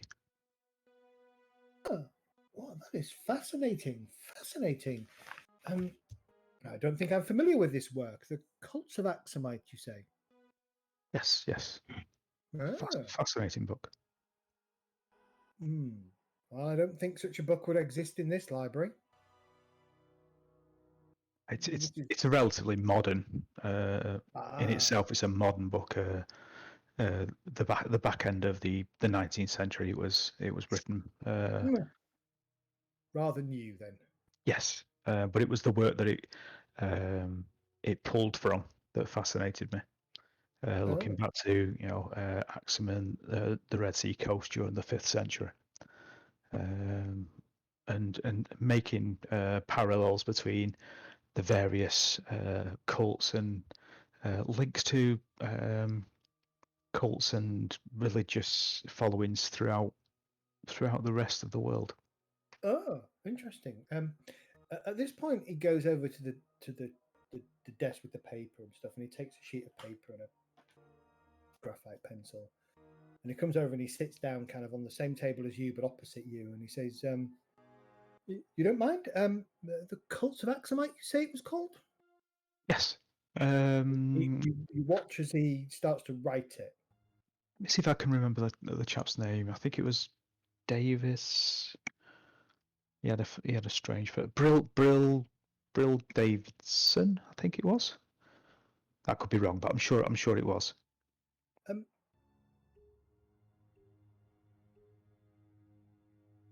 Hard to get a copy because it was a limited run. You notice that he writes something in French at the top of the paper. Okay. Would I be able to see that from where I am?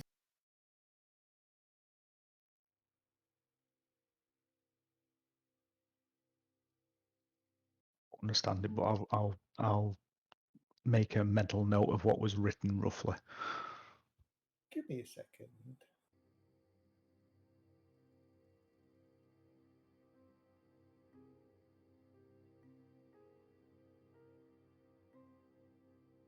Spend a point of reassurance. So that you're kind of looking, but not looking, not wanting to frighten him, not wanting it to be obvious that you are nosy. Yeah. Yeah, what he's kind of written is something along the lines of interesting conversation with an American, knows of Cults of Axumite, recommend I find a copy, might be of interest. He's written a load of stuff, and then he's written Cults of Axumite and the name of the thing. He folds the paper up and kind of tucks it inside his jacket pocket. Well, thank you very much. Now, if you don't mind, I have some further reading to do myself. Yes, you'll see. I actually, because it's of interest, I had a look at what you were looking at as well, just in case it was pertinent to my research. And I'll say the first book that I looked at, which was kind of linked to the obelisks and whatever it was, and then I'll just link that to what I'm now looking into. Okay. For a second, he stiffened. Alfred, you noticed this. For a second, he stiffened, and then he kind of relaxed a little bit when Ralph mentions the book on the obelisks. Yeah, I'll kind of tie it around, and so it's I couldn't make too much out of that. It seemed a little all over the place. It may be something I go back to if I need to reference it, but I won't be asking you to butt into your study time, your research time. I'll be looking in other areas for my research. He nods. He says, on that note, he says, I must continue. Pleasure to meet you anyway, sir. Sir. And my name's Ralph. No, he looks over at Alfred at this point. Sir? Yes? I see you have camera. Yes, I do. Please don't take photo of myself. Oh, I have no intention of. And I'm sure they've told you, but keep the light down. Yeah, no flash photography. Know that. Indeed. Very good. And with that, he kind of steps back up and he kind of shakes your hand, actually. And nice to meet you, Ralph. And nice to meet you, Alfred. And nice to meet you, Joseph. As he goes to shake my hand first, I'll go, 1 second, I'll take my glove off, shake his hand, and then put the glove back on. Looking at he says, something I never thought to do. It's just habit. The oils in the skin can damage the paper and the inks. It's something I picked up off in my line of work. So, As you say that, he seems to unconsciously just rub his shoulder as if pulling dirt off it. Yeah. Ah, yes. Maybe that's You'd like? I've got a spare pair. You do. Yes, here. Oh, that'd be I'll reach excellent. it. I'll reach into my bag and give him a spare pair. Okay. He takes them and he kind of immediately puts them on and kind of pushes his fingers in. Ah, thank you, thank you. And then he goes off and you see he gets exactly the same book, signs it back in, goes to his desk and surreptitiously you see he's about a third of the way through it and he's reading each page meticulously. Mm. There's a stack of paper, pencil, and every now and then he writes something. I'm left-handed, but he writes something with his right hand on a piece of paper. And then now and then he'll write something, he'll look at it, and then he might turn back 4 or 5, 10, 20, half a book or whatever, run through it, and then turn back, maybe make a note or shake his head. Okay.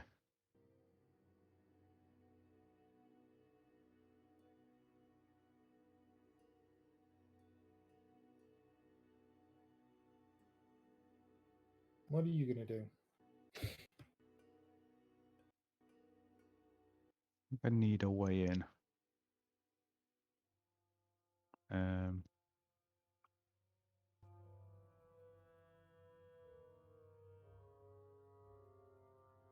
Okay, and I need in the book that he's looking at. He's in. Is he in the a third of the way through? So is he in the from what I can remember, is he in the modern phase now? He's moved, yeah. So it's So probably he's past the early stuff that was like before the change and the administration, yeah, and now he's into the modern phase where they're going about everything. yeah.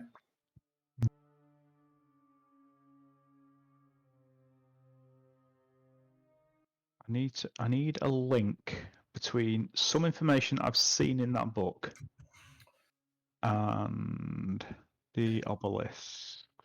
So the first part of the book talks very much about the latter part of Saint Frumentius's life. Yeah, there was Saint Frumentius and there was Tyr, wasn't there? There was. Yeah, he was. And they both had contradictions in them. Yeah. Yeah. Okay, so I need to look for a piece of work somewhere that is centered around Saint Francis. He was the guy that put the cathedral, was it? Correct. Yes, he was the Right. guy that founded The cathedral. Yeah.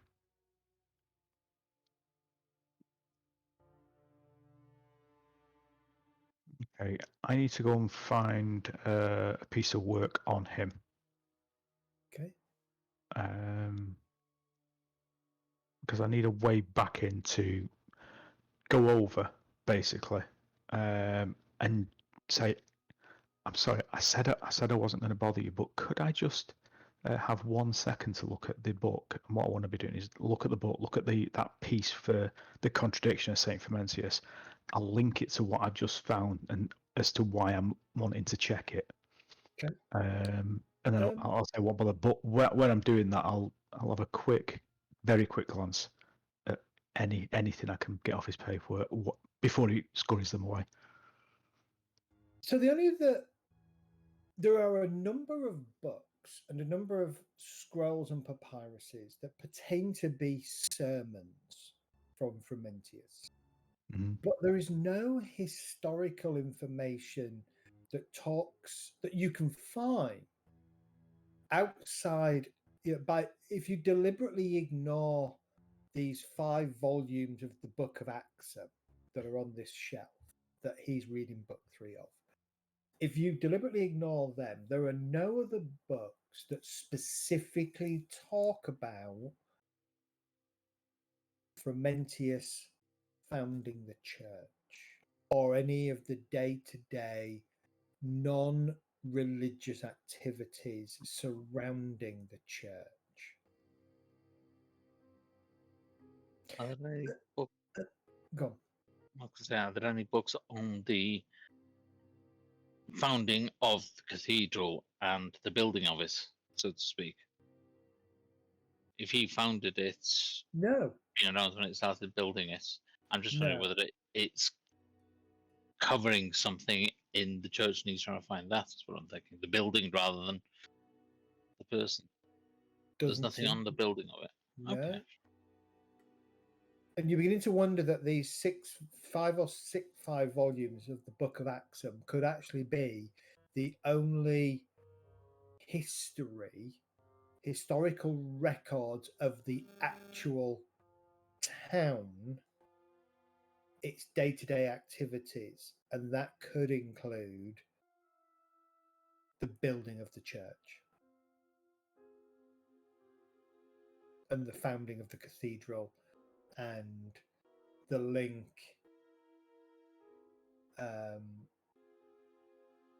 and any link between him, that, and the king.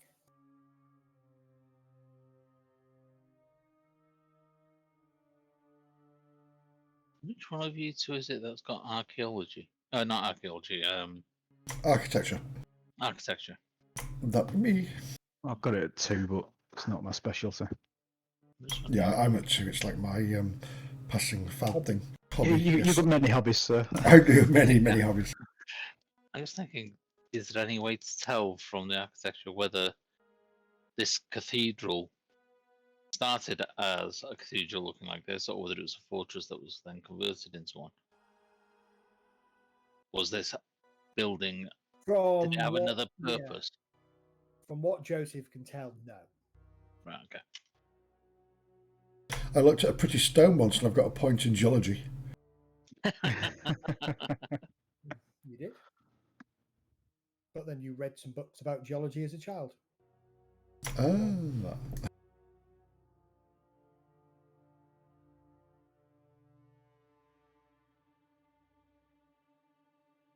After about 3 hours of scouring books, of reading sermons and litanies purportedly to be written in the hand of Frumentius or Frumentius's successors,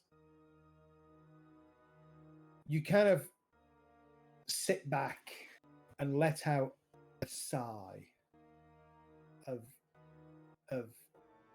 dissatisfaction as you've just read through yet another sermon that doesn't really tell you anything. Certainly nothing that you're looking for.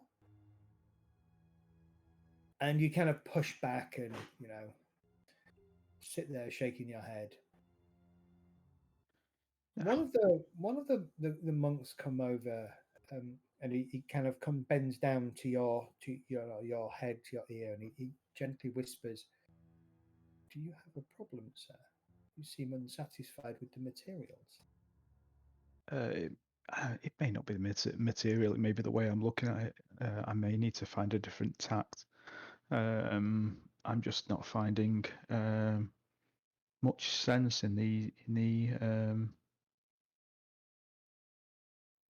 the sermons of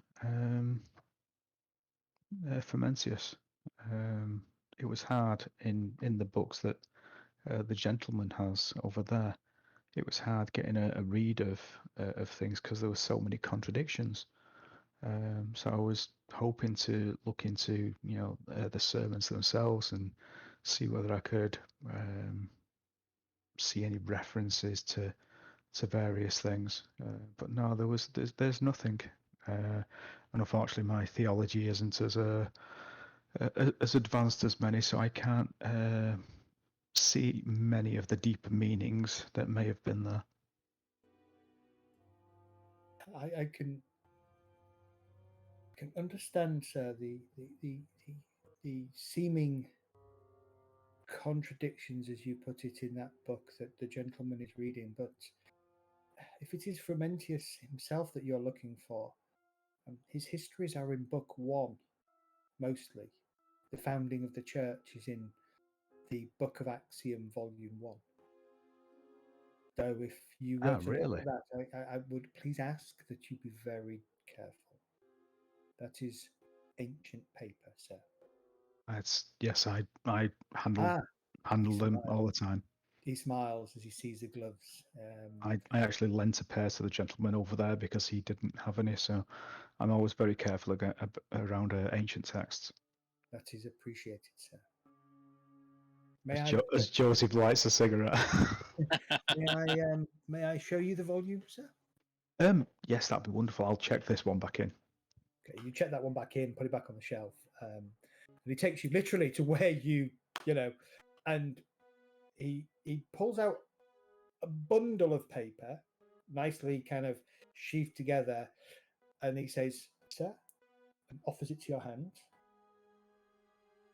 I'll take it and thank you. No, sir. And then he pulls out a stack of papyrus that's rolled up next to it, and he puts them on top. That, sir, is volume 1. Wonderful. There's probably, in fact, actually, he then carries another sort of 10 or so papyrus rolled up in his hands, and takes them all over, and he lays them. He says, "I'm very sorry, sir, but the papyrus are not in order chronologically." Yeah, I was assuming there wouldn't be an index. Please, sir, would you place on desk and sign? Oh, absolutely. And I'll sign for them. Okay. You sit down and you start. First problem, this is all in Ethiopian for the most part. There are some, actually, probably isn't. It's probably in Latin. Don't know if you can read Latin. No. Your Greek. character would have a reason to understand Latin if you want to have a point in language Latin. In all likelihood, yeah. I've got Hebrew, Greek, and German, and I would have thought Latin would be in there for some reason, but it's not.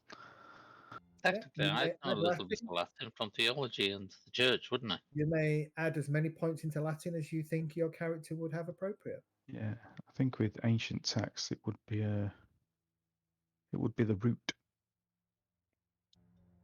Certainly, ancient theological texts would be rooted in Latin. Yeah, I think you can only put 1 point in the language. Each point in languages gives you a language. Oh, that's right. Yeah. So I'll spend an extra point in language. And add Latin. Nice. Your Latin's rusty. You've not really had a chance to exercise it. It's been a while. So as you're reading through these, it takes you a while. This very much gives you a sense of the founding of the church.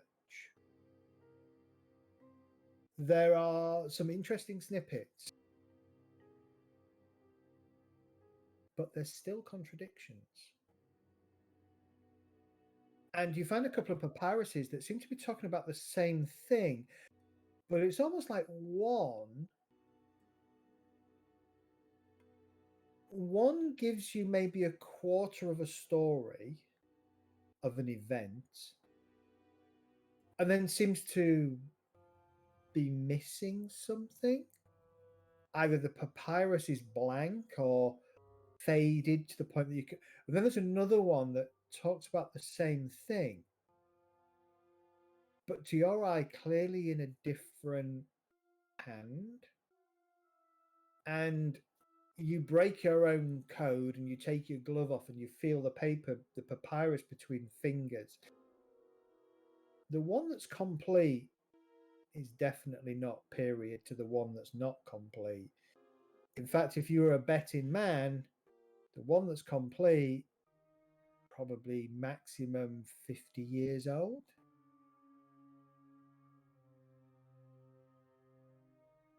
And over the next hour, Can I call the monk over? Can I call the monk over at this point?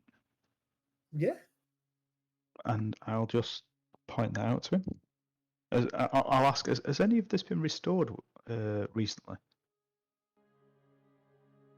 No, sir. This is all original text collected by the cathedral since its founding, sir.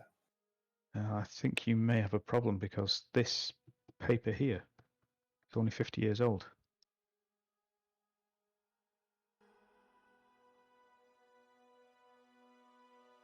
No, sir, I think you're mistaken. It's a very good facsimile, but I assure you, were you to date it properly, the touch, the way it bends, just to the eye, my eye, I could tell that this is a modern paper compared to your originals here. Which is why I asked whether any restoration have been. He looks at you and he glances over his shoulder at the other monk, and the other monk comes over and says, "Is there a problem?"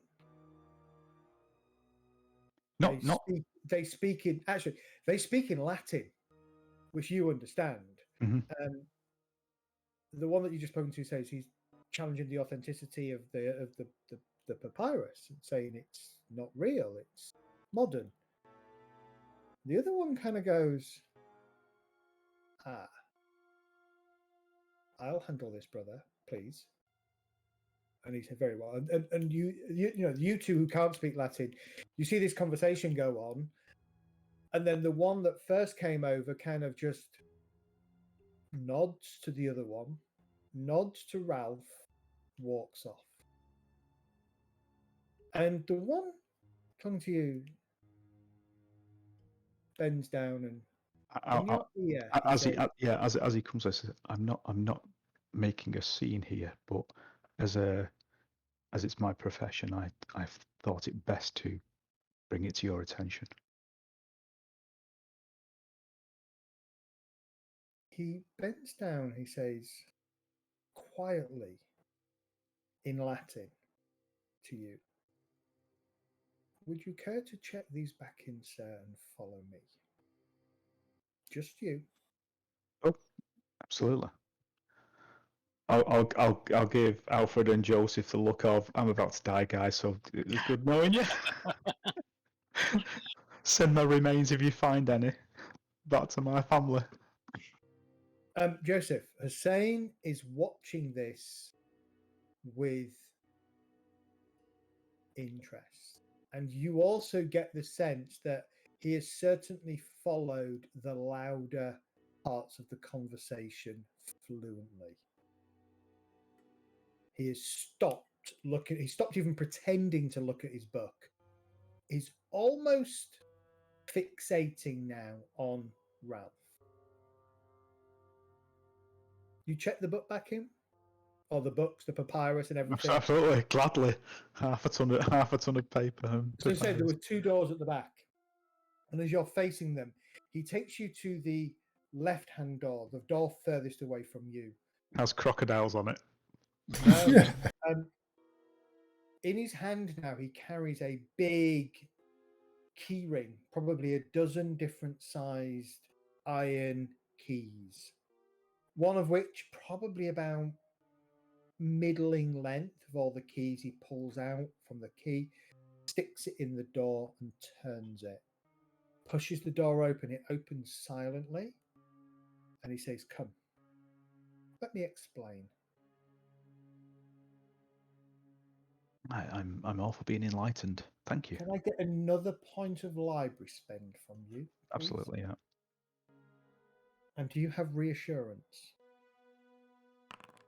It's not my forte, unfortunately. Let me see if I've got anything else.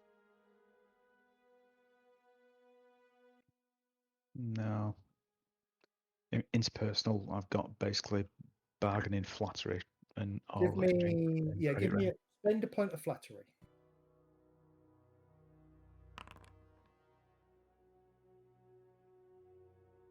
They've been impressed with the way you've handled the books. They've been watching how you've handled them. They've been impressed with the fact that you've put the gloves on. You've been very careful about using fingertips to turn over pages very carefully. You've not creased anything. You've been, you've not had that desire to press the spine down as you've turned the pages over. Yeah. It's all pages of tweezers, by the way. I'm not using. Yeah.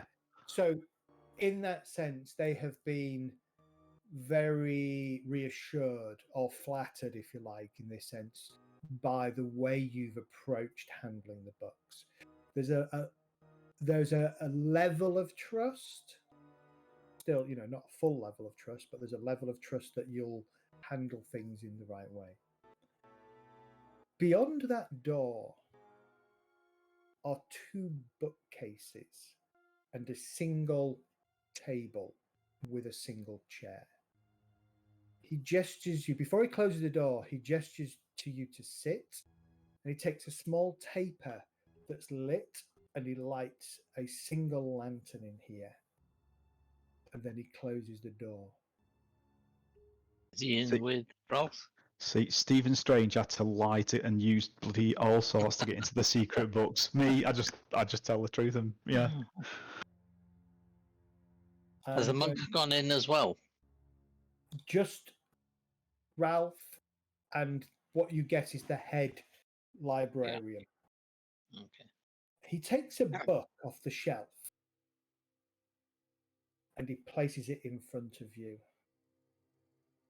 Your eye is very keen, sir. We do hold some more delicate information apart from the other histories.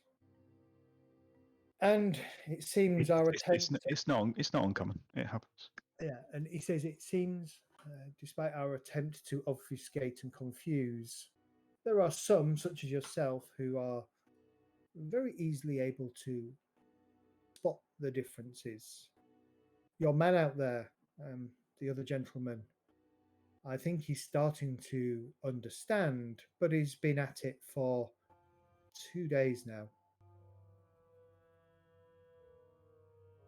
The book appears to be a collection of histories,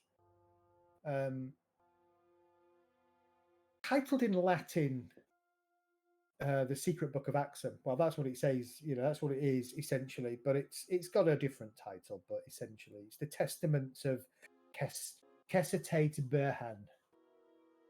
It's an eclectic collection of ancient documents revealing a true history of the founding of the Ethiopian Church, sent through Frumentius of Tyre and the reign of King Osanas. A particular note among these documents are the Testament of the Kisate Berhan and the True Testament of King Ezana, purportedly written in the hand of Frumentius himself. I will share this with everybody because otherwise I'm just going to read it, and it's obviously from a stream perspective they're not going to see it. So it's a PDF. If you click on load PDF, it should open up the document. And Bear with me. I'm just going to pop. Need to zoom in. Back in a minute. No worries. So the first one, the Testament of Kisate Berhan. In youth, I walked often on the pilgrimages of my uncle, the great and holy Meropius of Tyre. In my 10th year, we walked from the harbours of our homeland to the black peaks of Pannonia.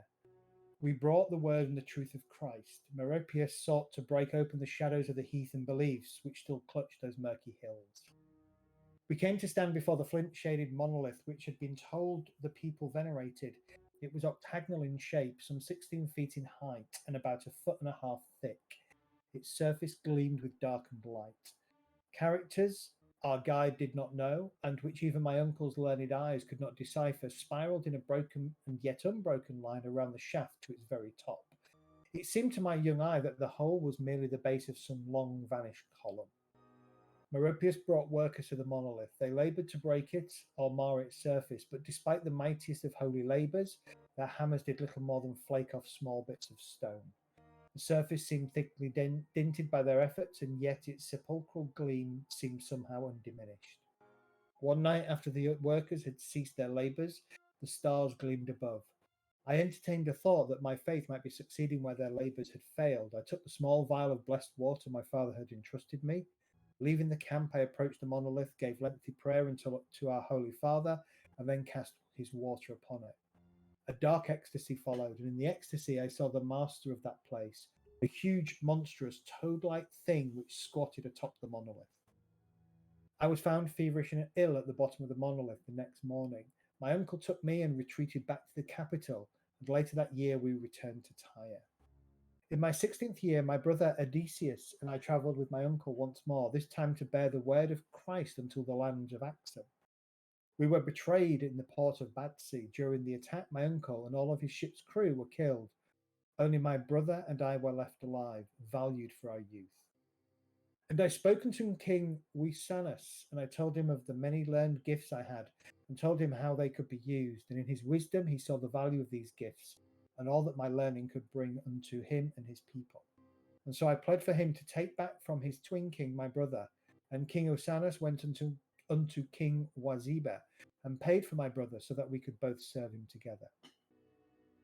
When I saw Waziba's obelisk, I saw in it the same contours, however different, however refined by human craft, into something less terrible than the alien monstrosity of Pannonia. Know now and for all time that the blade which slew Waziba was that held righteously in the hand of Odysseus, and no sin shall pass upon him for this. For in this deed he rid the world of an evil spawned from beyond holy countenance. True excerpts of King Ezana. True Testament. The True Testaments of King Ezana documents a secret history of his reign. His widowed mother prevailed upon Frumentius and Odysseus to remain and instruct King Ezana in learned ways. Frumentius in particular taught me the truth of Christ and his holy ways, and began spreading Christianity throughout the kingdom of Axum. In his 6th year of Ezana's reign, the cult of Waziba attempted to assassinate him. In the aftermath, Waziba's obelisk is pulled down and cult is driven underground. Odysseus returns to Tyre, but Frumentius journeys to Alexandria, where he petitions for Athanasius, the patriarch of Alexandria, to send Christian missionaries to Axum to help wipe out the cult. Athanasius consecrates Frumentius as a bishop and sends him back as the church's envoy. Frumentius returns to Axum and erects his episcopal see. He baptizes King Ezana and comes to be known as Kisek Berhan, the revealer of light, and Abba Salama, father of peace. The cult's presence in Axum is completely suppressed. 20 years later, however, the remnants of the cult of Waziba have taken hold in the kingdom of Kush. King Ezana wages war on Kush, conquering the kingdom in order to suppress the cult once more. In the aftermath of the campaign, the Ezana stone is erected. Of this, Frumentius writes, "The blasphemous statue taken from the inner chambers of that place was inverted, and half of it pared back until it was a tablet upon which could be written as much of the truth as could safely be known. And the other half beneath our stone was buried in ground consecrated, so that the truth might be above it and God's grasp might be all about it."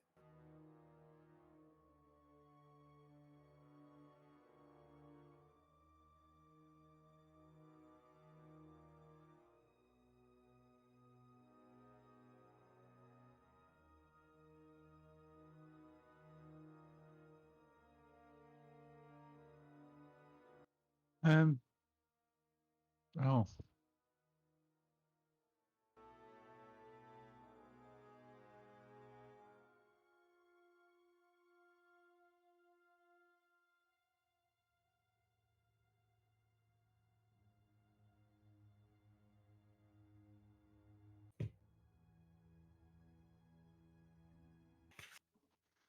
Now then, that's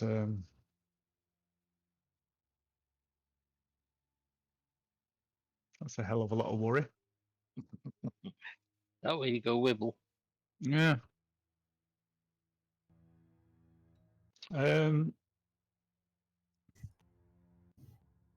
My knowledge, if I'd ever come across or heard of a toad-like entity in any writings or whatnot that I've come across.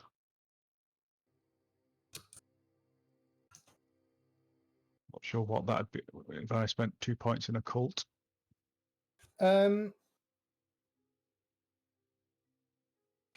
toad-like entity.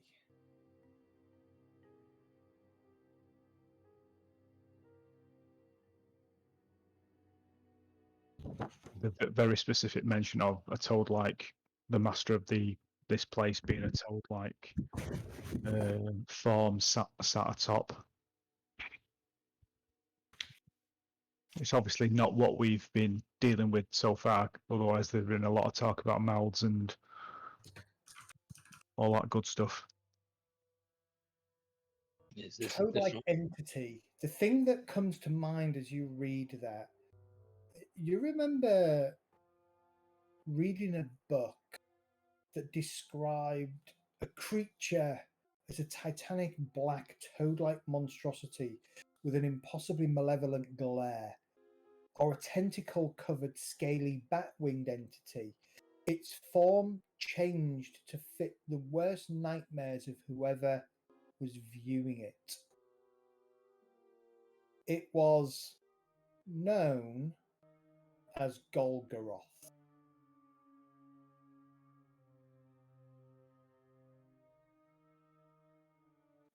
Oh, that's a name we've heard before. That is a name you've heard before. Oh, I don't think it's ever been described as toad-like, has it? Don't think it's been described.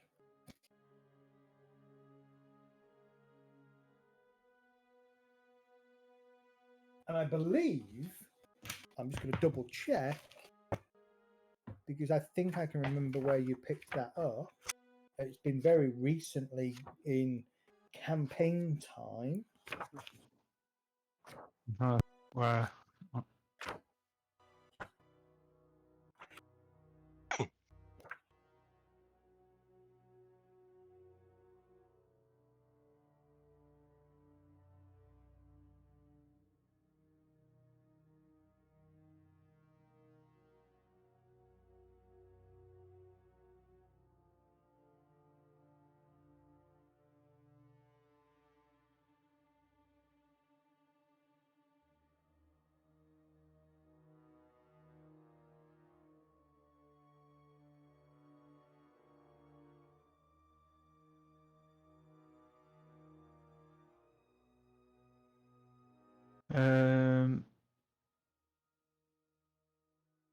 It was we had Golgoroth mentioned when it was 1 month before the book vault. 1 month before the farm event, Golgoroth followers deceived. His work goes deeper. I think that was the first place we. Isn't that who they were supposed? We heard of it mentioned. It was like the power behind the power.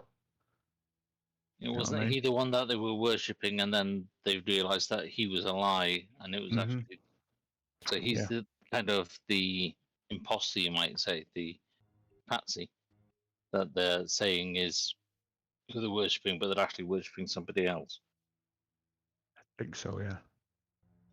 So you say that was book vault, was it? It was, yeah, I think so. Because I've got Trammel turned away, book vault, n equals nectar, Trammel, odd one, trusted in a circle, and then it's got 1 month before farm event, and I've just put Golgoroth followers deceived. His work goes deeper. But I know that was mentioned earlier. I think when we were before we went to the university, possibly. We saw it in some writings earlier than that. Yeah, where, I think it was the asylum where he told us, Edgar told us that there was like these two. There was the guy that was the archivist, or like the head of it's like who did all the occult stuff. Their specialist. He was the one that was sort of like doing that, I think. Yeah, so Book Vault definitely mentioned Golgoroth. That was the basis of what everybody worshipped as part of Echevaria's cult. Yeah. And then you're saying Edgar. Yeah, Edgar said it when we interviewed him. And I think Golgoroth, the fisherman, fisher from the outside. Yeah, was he talking about George Avery? No. Yeah, George Ayres. George Ayres, sorry. Saying that George Ayres was the one that discovered that there was this discrepancy, was it? Yeah, it was Echevarria all pulled him alright. aside and told him that Yeah. he'd seen the inner truth.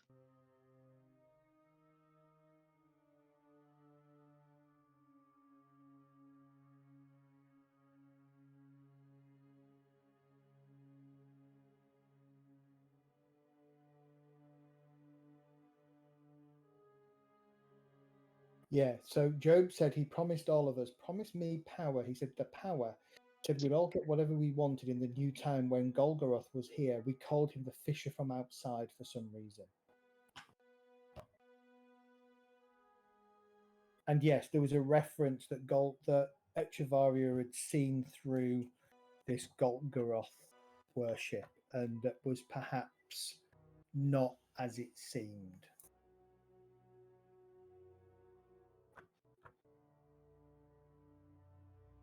But yes, Golgoroth is also known as the fisher from outside.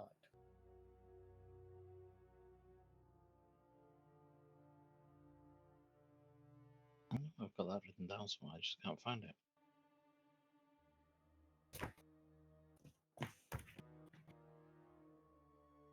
What was that, Kath? I was saying that I remember writing that down. I just can't find that note.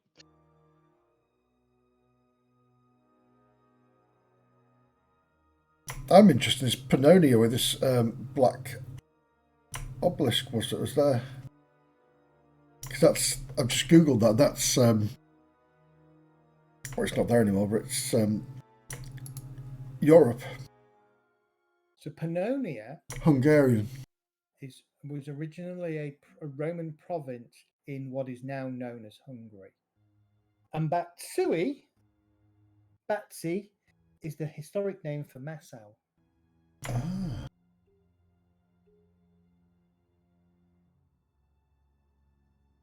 So the black peaks, they could be the Carpathians, or the maybe the Alps.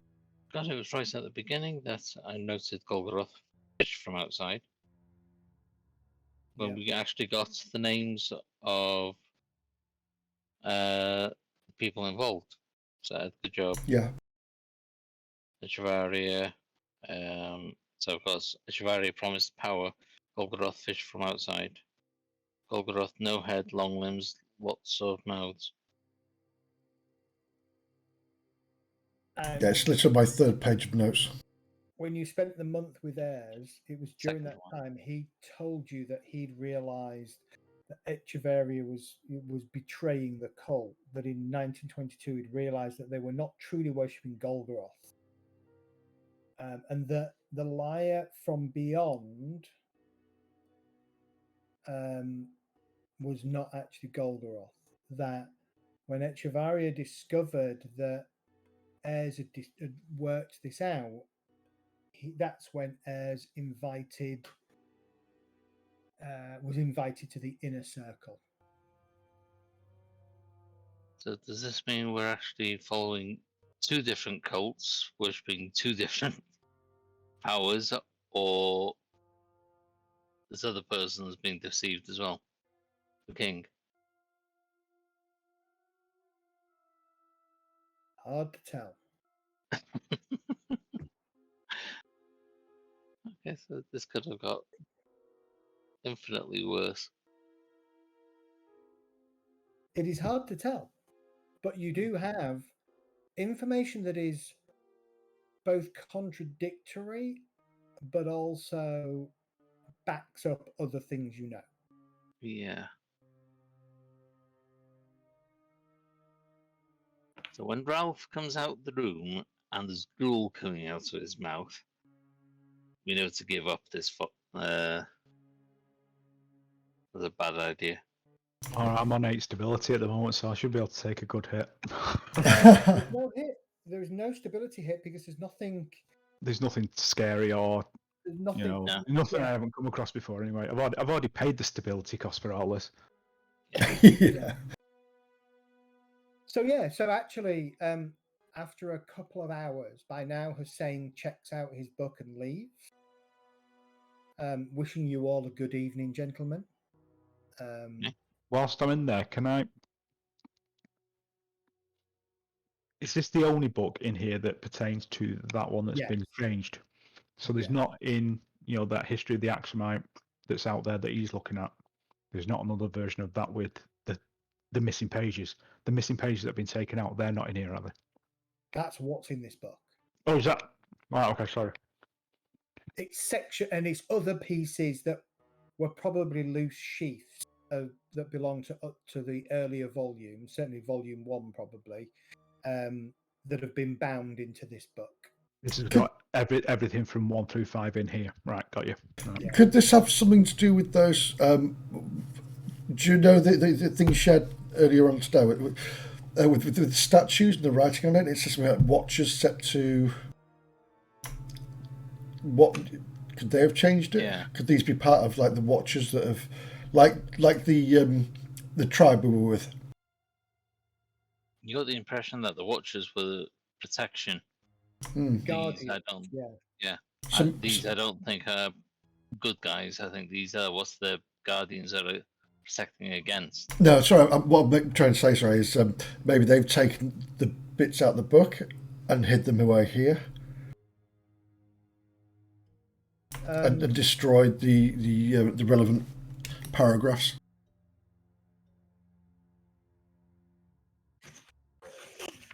They have definitely deliberately. You get the sense that this information is quite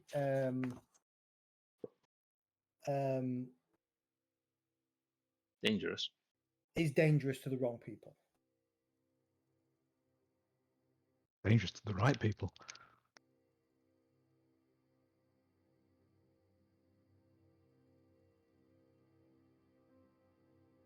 Okay.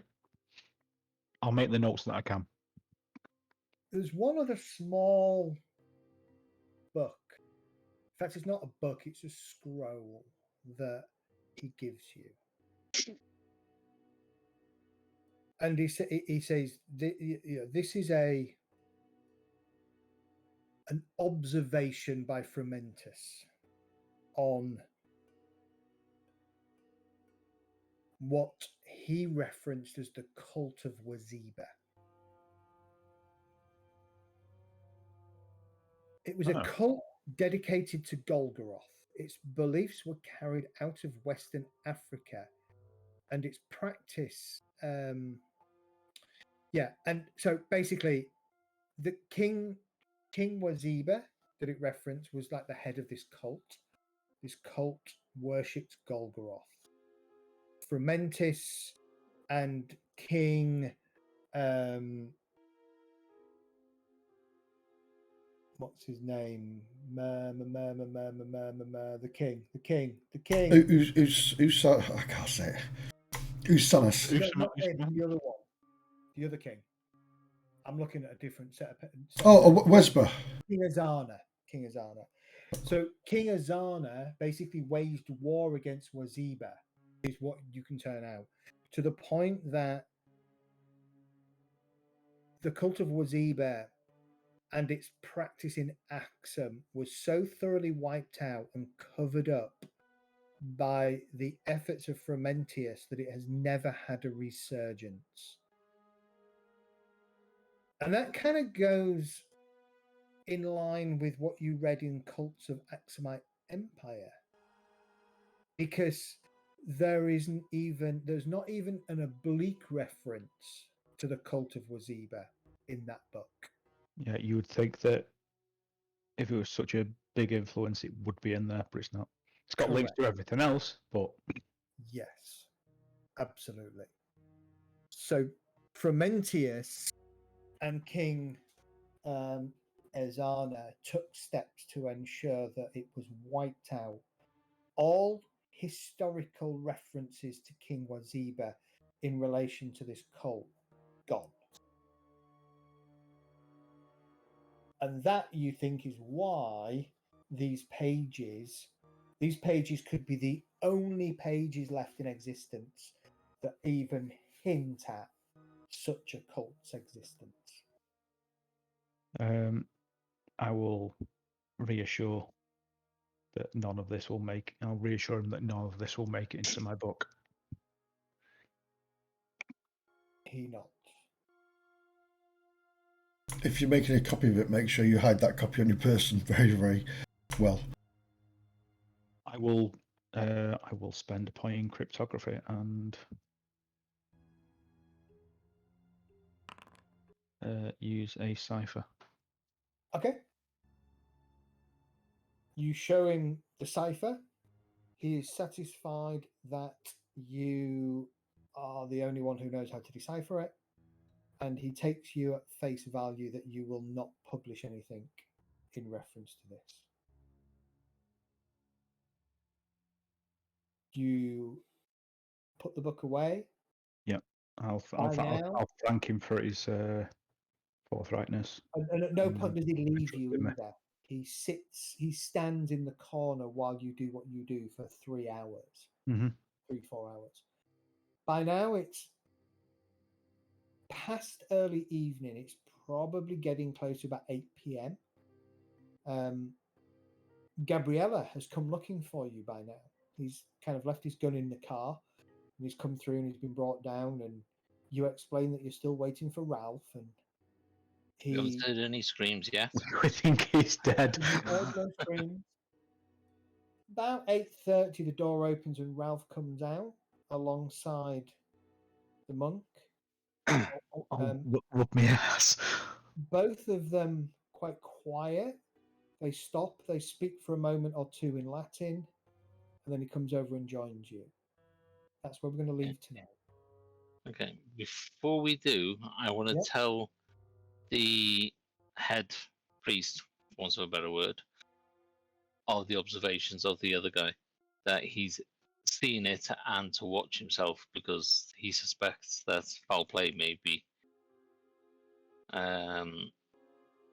They may try and steal the keys to find out what's in that door, for example. Okay. Just give him a heads up.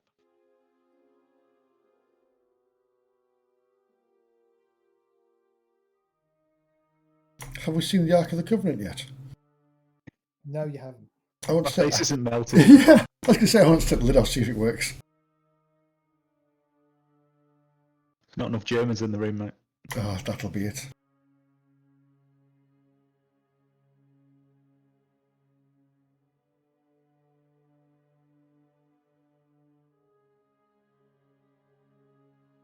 Okay. That was brilliant. And yeah, good call with the library. Good call. Does that help you in any way? Absolutely not. No, it confuses the hell out of me. Do you know, I think that when we get loads of information, I just feel happy because we've got stuff. Yeah, I'll put it together at some point, or I won't, and it'll get mentioned in 2 months, and I'll go, hang on, didn't we do something about that? Yeah. Like just now, when I mentioned Golgoroth, and you all go, "We've heard that name before. Where have we heard it before?" Yeah. Yeah. And interestingly, you've heard it in 3 places. Mm.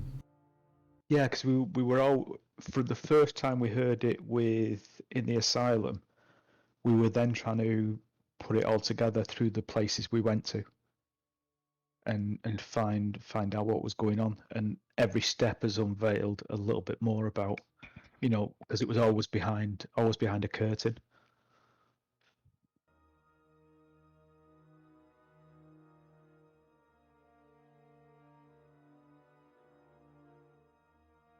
Okay. And I bet Trammell had it in his fucking diary. On his nightstand, his little diary, he'll have had all this documented. Right, really easy. I mean, that's a good question. It's like, if Trammell was worshipping Golgoroth, did he know about this cult? And if he knew about this cult, where the fuck did that information come from? Or is this just a happy coincidence? Maybe he wore a pair of white gloves and satisfied a monk. Maybe he did. Lovely. So, obviously, you've still got the obelisk to investigate and visit. Yeah. The Azana stone is something that exists here, and Ralph, you would know it as the African Rosetta Stone.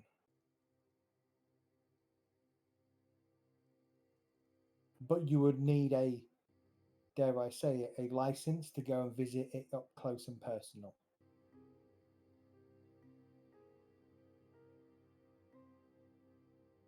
So you could make an official very happy by giving him another $45. How close can we get to it without the pass? As in, could we take a photo of it from a close enough range to be able to use take a photo, or would we need to get really up close? You would need to get really up close. Right, okay. I know the zoom this era is practically non-existent. And I would also suggest just rereading the information that mentions a stone in that book, because that does give you a hint at something you might want to consider doing. Would you drop that PDF to the chat? You know, the on Discard. Yeah, give me a second. Thank you. Just so I can read it out of session. I do think this ritual that they must do must be something to do with, out of character, the build-up of the power in this obelisk. And every now and again they have to put holy water on it. It's a glance at. I'm wondering whether this obelisk is that statue that they mentioned that they bury. They invert the statue Yeah, upside down. and filter it down to a tablet. Is this obelisk a huge tablet from that or something? Because if they're trying to dig, they're trying to find something under it.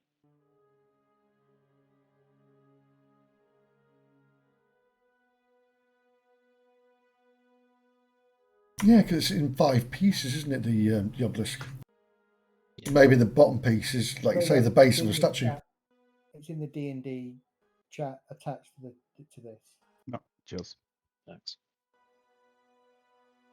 But just to remind, the last paragraph says, the blasphemous statue taken from the inner chambers of that place was inverted and half of it pared back until it was a tablet upon which could be written as much of the truth as could be safely known. And that other half beneath our stone was buried in ground consecrated, so that truth might be above it and God's grasp might be all about it.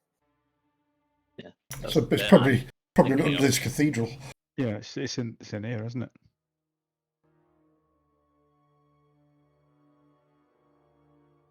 Can't get more consecrated than this. Mm. Yeah. So me looking for the plans of the thing was on the right track without me even realizing it. Before we even saw that.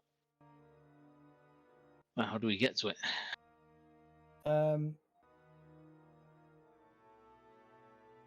I'll tell you where it is.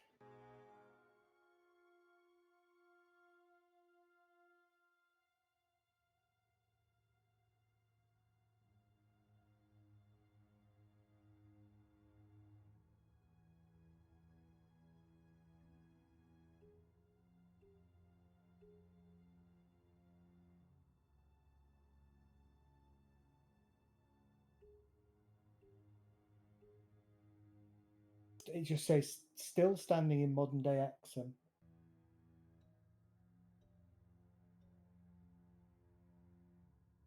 Yeah, I was thinking cathedral at first was the center of the cult, and they were hiding something rather than they were the ones that were behind getting rid of the initial cult. So I'm on the wrong side, but right location, potentially.